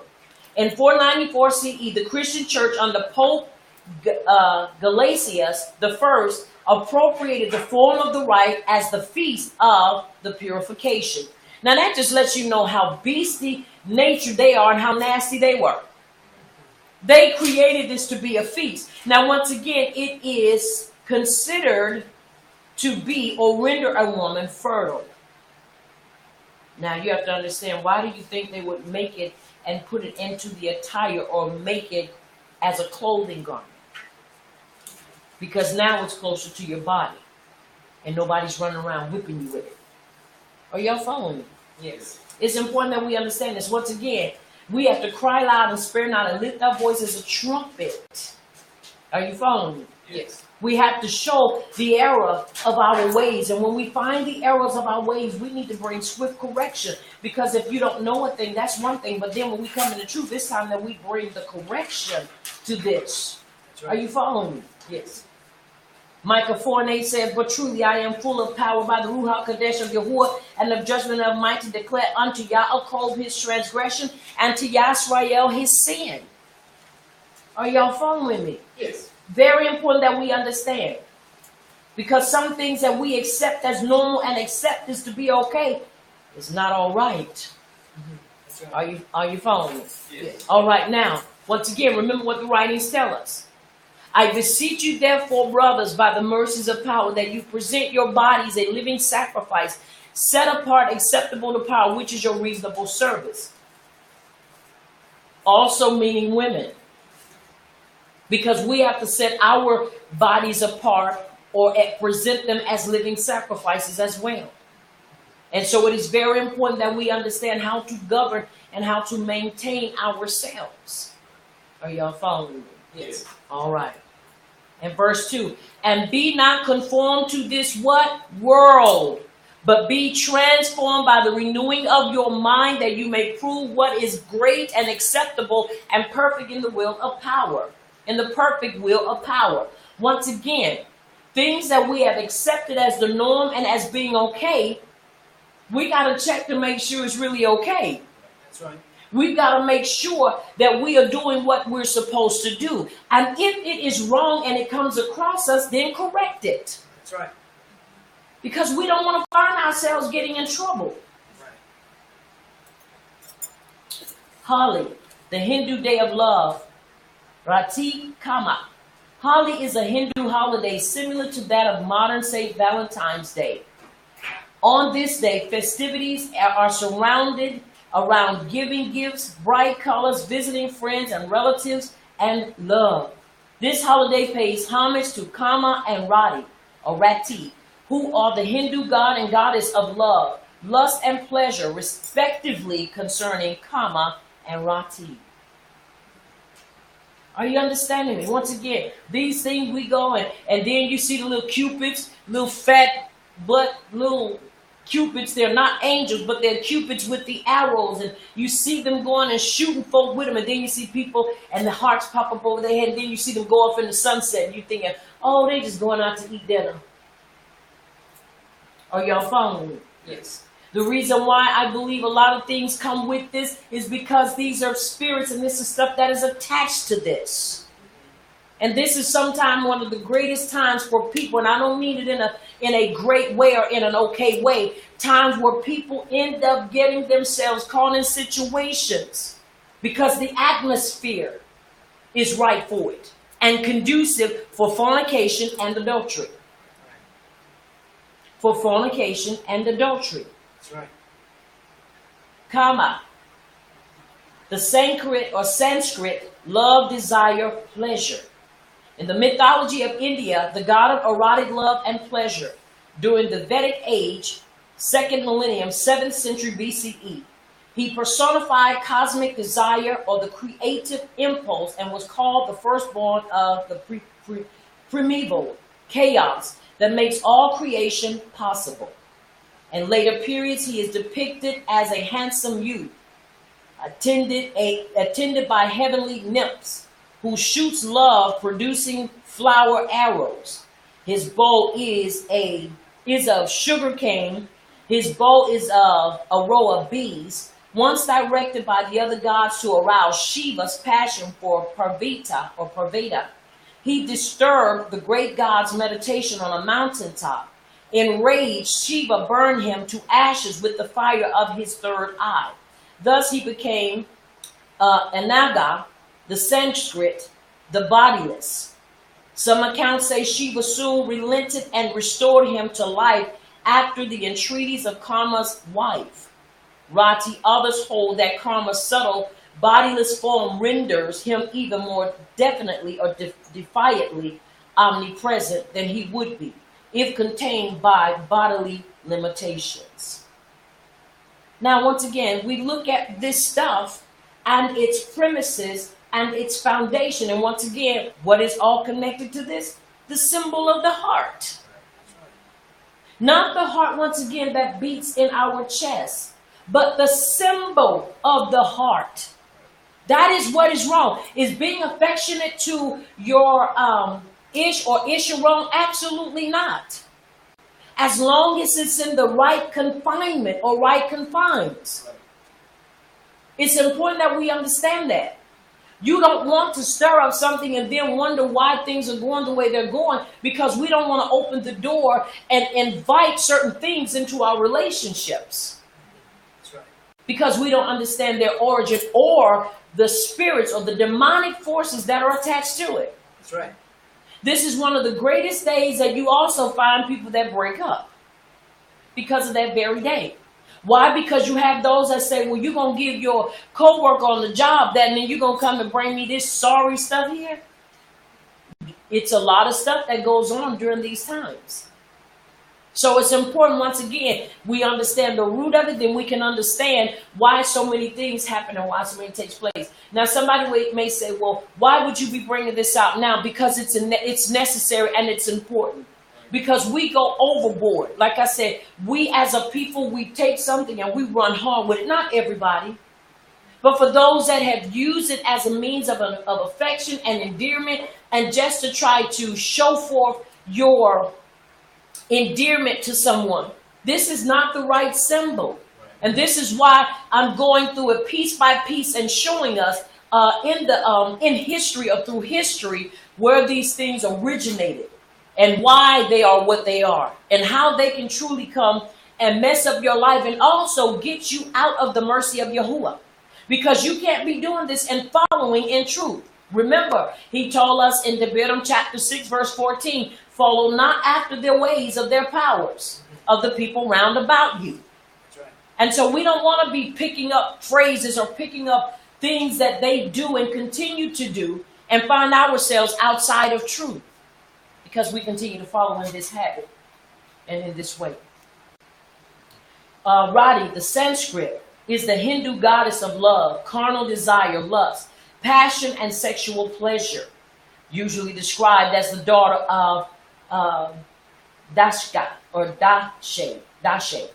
Rati is the female counterpart, the chief consort, and the assistance of Karma, the god of love. A constant companion of Kama. Kama. She is often depicted with him in legend and temple sculpture. She also enjoys worshiping along with Kama.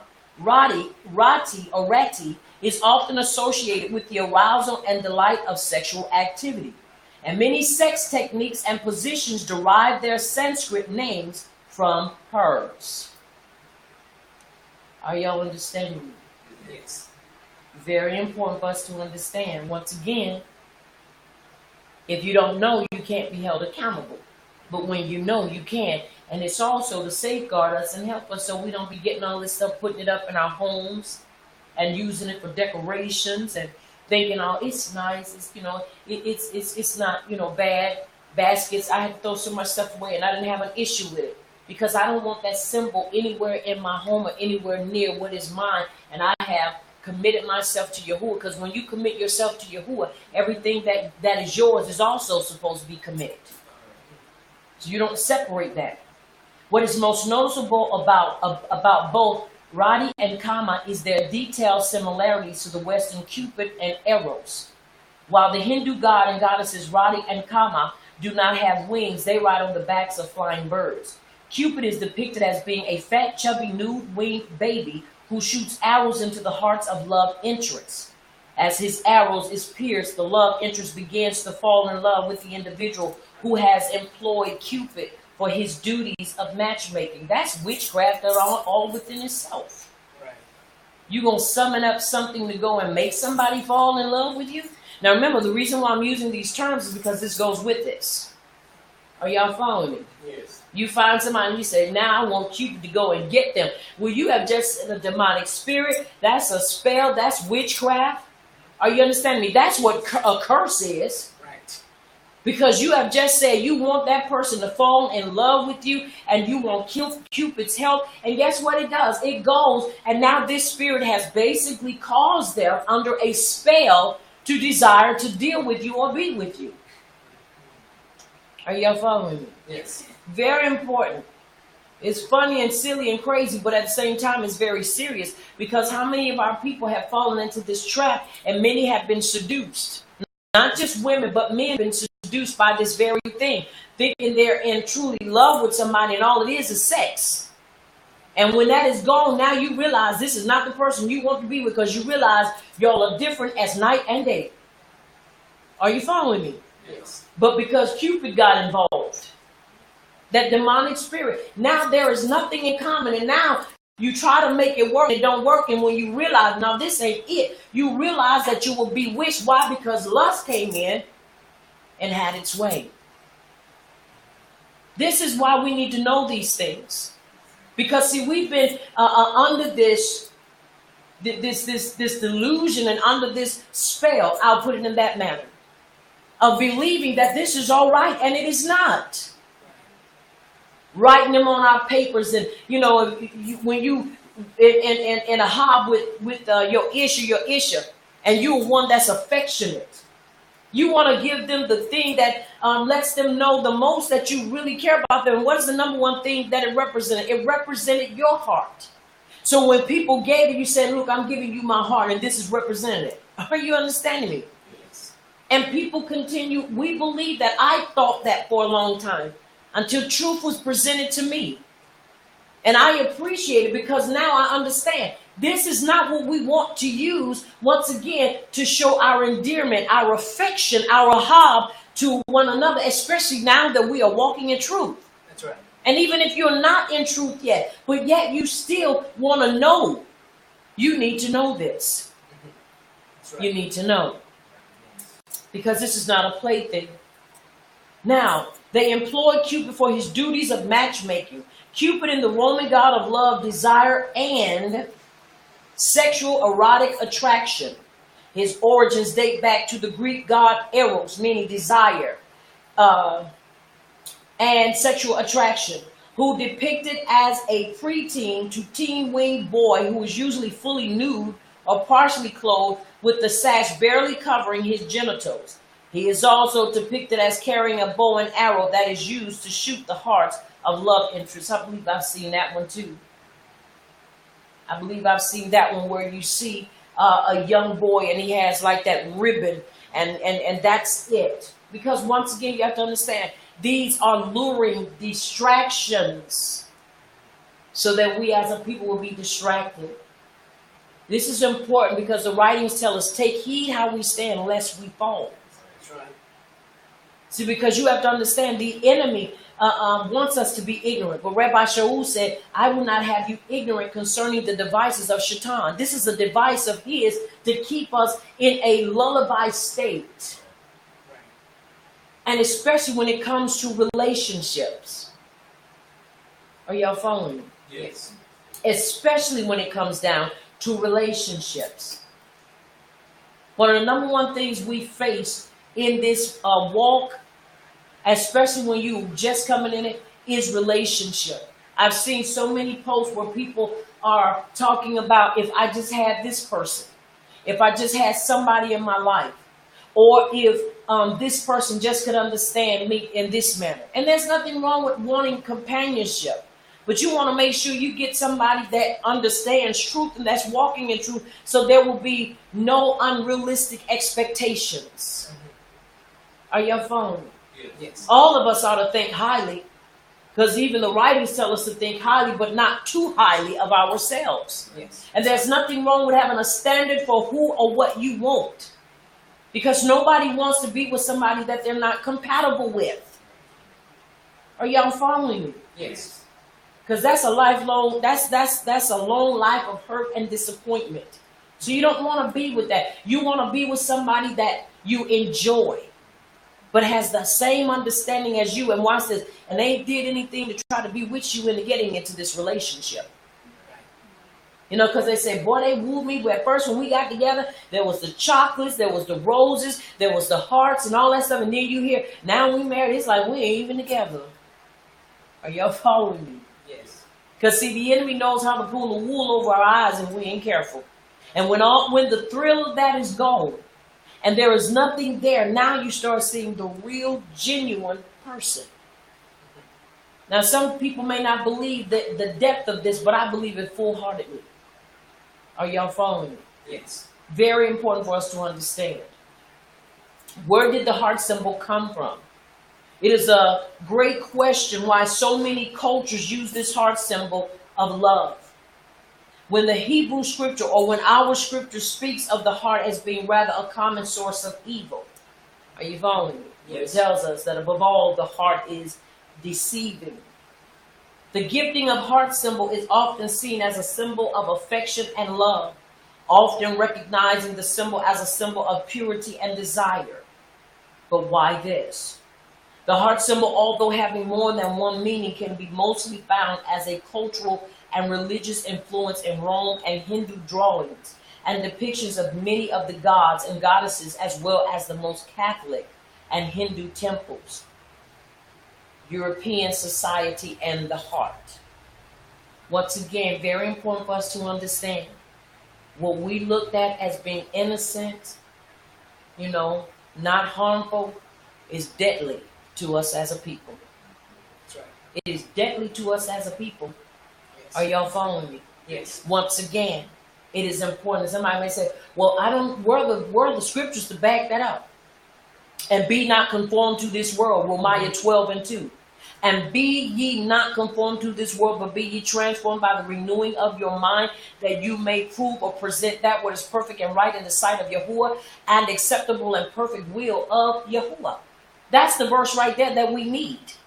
That's right. To understand that this has to be uncovered. It has to be unrolled. It has to be brought forth and shown its true nakedness and its true purpose, and that is to keep us out of truth and keep us walking in error. Right. Even concerning relationships and how to express our endearment and our affection to one another. Yes. It's important that we understand that, because this is not just something that's happening here. This is happening all around the world or across the world. And it is so. And it is so. In European society, it is a cultural belief that the psyphilium or the psyphilium plant is responsible for the heart shape as we know it today. This heart shape is said to be like the psyphilium seed that was used and heavily traded across Europe and the Middle East as a contraceptive and said to hold magical powers of seduction. Are y'all hearing me? Yes. So if that plant that's shaped like a heart is used for seducing people, what do you think the heart is used to do? Seduce. Are you following me? Yes. And once again, men can be seduced, and so can women be seduced. If you are a living being and you walk on two legs and you're flesh and you have a conscience and you are alive, you can be seduced. Are you following me? Yes. Once again, if this was used as a seducing agent, how much more the heart? Because this is where the symbol originated from. Are y'all following me? Yes. Now, it's often carved on currencies as a form of trading money. The plant is said to have been so heavily farmed that the crop is now extinct. What that just tells you, really, it's extinct. So that means they were harvesting it. The more they planted, the more they were harvesting. Once again, you have to understand this is what people do. Now, once again, y'all know I use analogies, idioms, and I use examples. If you've ever been in this way and you've seen and you hear stuff, and like I say, you see it on TV, you see some of the worst squabbles in the world is when a man or even a woman approaches somebody else's spouse and presents them with this type of gift. Why would you present that? Once again, because we're looking at what? Seduction. Now, once again, we know if your heart was pure when you were doing it, doesn't make it pure, but you know when you was doing it, the reason why you were doing it. Are you following me? Yes. If I send a heart to somebody and I really didn't normally sin, and even abnormally didn't send hearts, but if I did, it was because I was saying Todah, because it was something they did, and I wanted them to understand I was expressing this from my heart. Are you following me? But there are those that don't do it for that reason. The whole purpose is for seduction.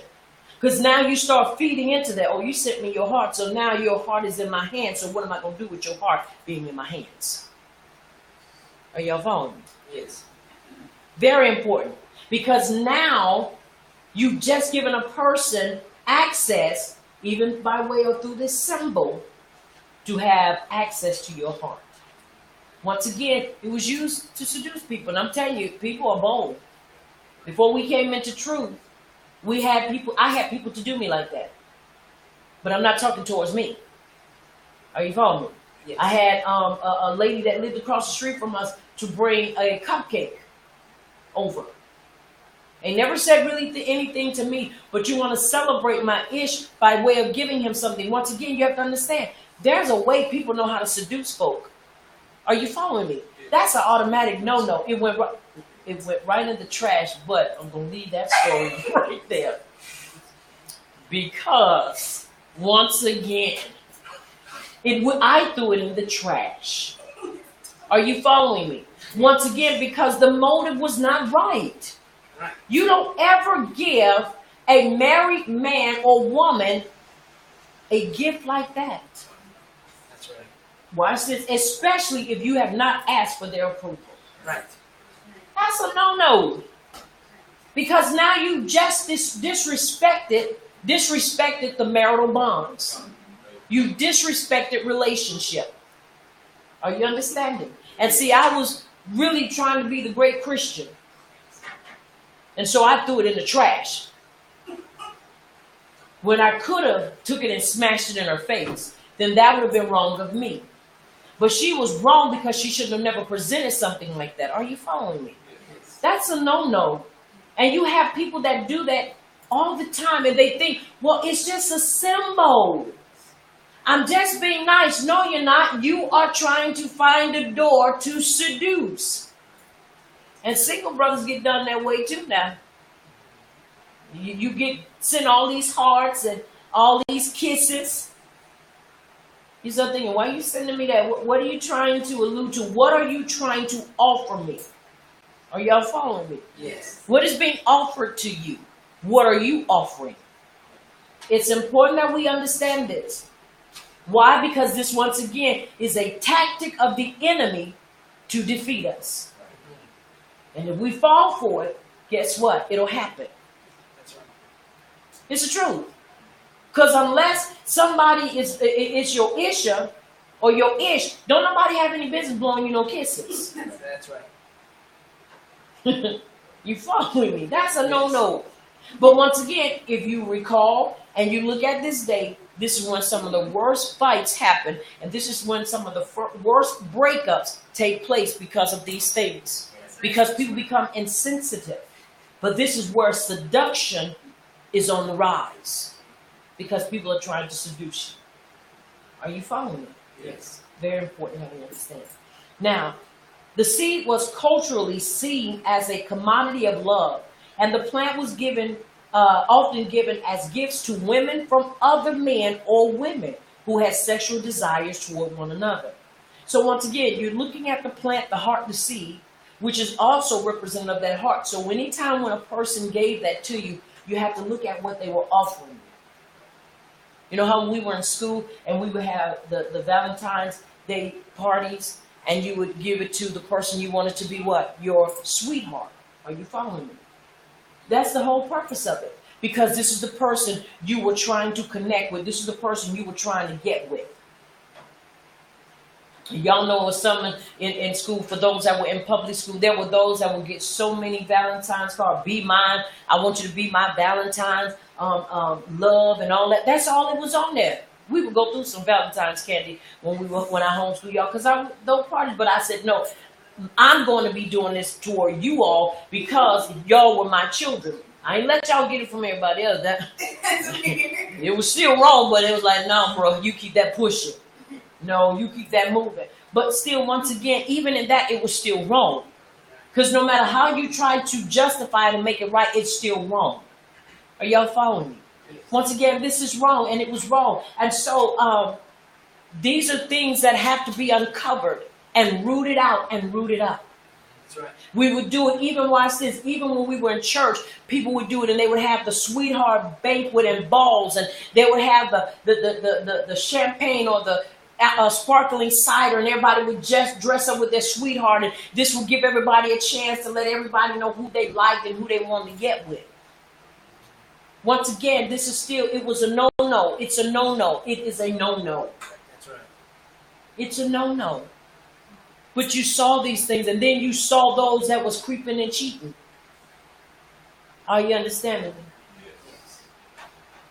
Creeping. So it's important that we understand it is not right. And not only did that, women gave it to other women, and then women gave it to men, and men gave it to women. That's one of the things that I didn't play. We didn't do all that giving no, hearts like that to women. No, that was just something we didn't do. Are you following me? Once again, very important. But once again, we're in truth, and so our heart. Remember, the writings tell us, to the pure, all things are pure, but to the defiled, all things are defiled. When you're doing it, or you did it as a gesture from your heart because you were trying to show endearment, once again, that still does not make it right. Now that we know, we need to change. Are you following me? Yes. Very important that we understand, because we could take up a whole row.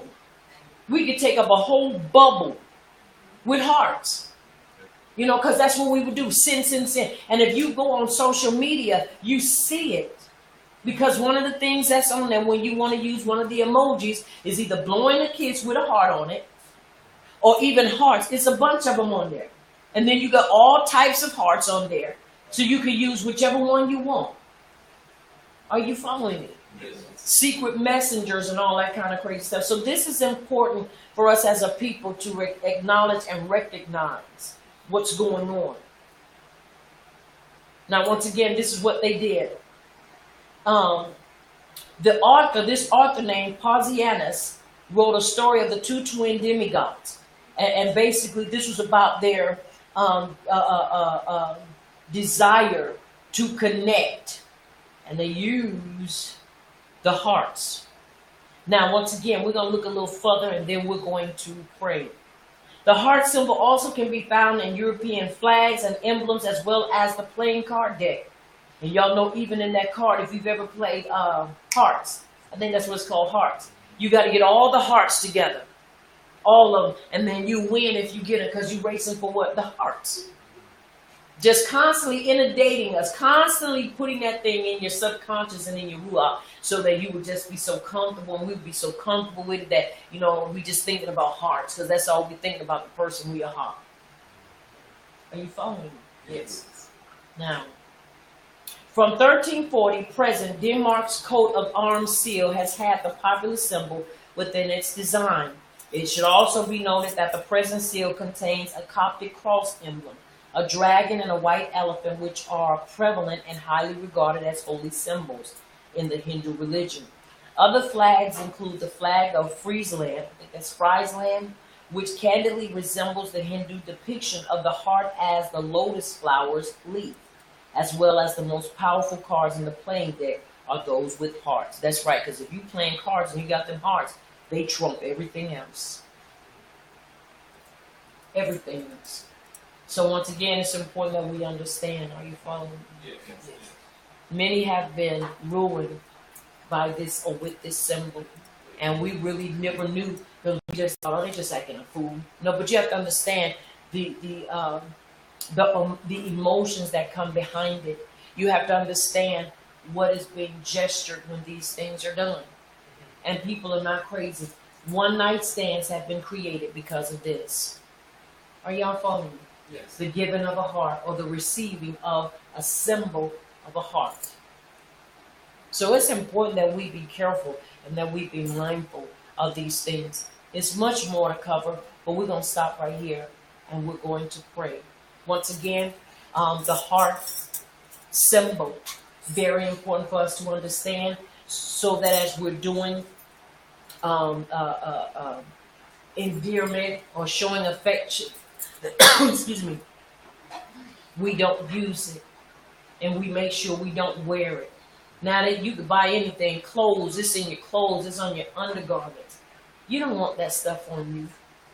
Are you following me? Why? Because now that symbol is not just a symbol, but it has roots and it has a beginning. It has a beginning. And so it's very important that we be careful, excuse me, once again, these very things. Once again, he tells us not to pick up the ways and not to follow after the powers around us. You shall not go after the power of the people which are round about you. These people viewed these symbols as power because they had demonic connection to them, and it still does. Do you know during these times, especially during Valentine's, multi-millions of dollars are made because this is the one day people think they have a right to make up with their spouse or with a person they're in a relationship with. They'll wait for that day to try to make it right. Because they believe, well, this is it, man. This is the stuff. Because you showing them.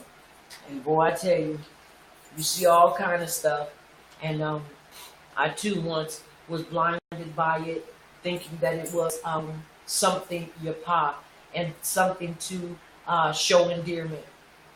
But I am so thankful that Yahuwah ahav me enough to show me and to cause me to change my ways so I would not continue in using this symbol. Once again, there is so much more to cover. And so we're going to stop here and we're going to pray. And then, Yahuwah willing, we're going to come back and we're going to pick up and we're going to continue to move on. It is so much more that we need to know about the symbol of the heart.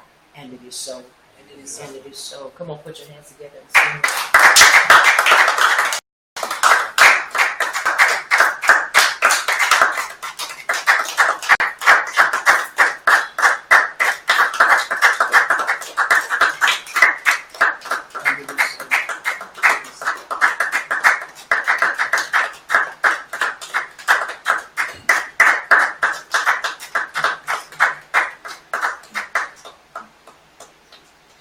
Abba Yah, in the precious name of your Son, Yahushua HaMashiach, as we stand before you this great day, we Torah you for the information that you have given unto us.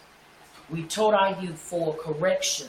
We Torah you for giving us strength and authority to dismantle and to render this symbol and its use in our lives powerless. We Torah you, Abba Yahuwah, for giving us the wisdom on how to continue to convey the truth behind this symbol and all of its attachments and history and religious beliefs with it. And I pray this night, Abba Yahuwah, that we, your people, will listen and not disregard it and give deaf ear to the information and just say, oh, we're just being religious, or we're just being religious and we're being legalistic, but truly look at the depths of the information and truly pray and seek you, that you may continue to bring forth revelation, that you may continue to bring forth understanding and insight, and that those that may be struggling in relationships, that they will seek you and talk with their companion on what is desired to make the relationship better. I told you, Abba Yahuwah, for your wisdom through Yahushua HaMashiach. I told you for the Ruach HaKodesh breathing on us and in us. I told you, Abba Yahuwah, for these things and so many, many more. I pray that we will cooperate and not fight and try to rebuttal what you have given unto us. I Torah you this day, Abba Yahuwah, in the mighty name of your son, Yahushua HaMashiach. And it is so. And it is so. I want you to remember, I am Prophetess Sabrina Brown, also Moral 777, and I am the leader of Messengers of Yahuwah's Kingdom, Hebraic Belief Ministries located in South Carolina. I want you to remember here at Messengers of Yahuwah's Kingdom, Hebraic Belief Ministries located in South Carolina, this is the place where the Torah does the body excellent. Until next time, may Abba Yahuwah Baruch Atah and keep you in his shalom until we meet again. Also, I want you to remember that you've been touched by Champion TV, a place where the champions reside. And it is so. And it is so. This is Champion TV.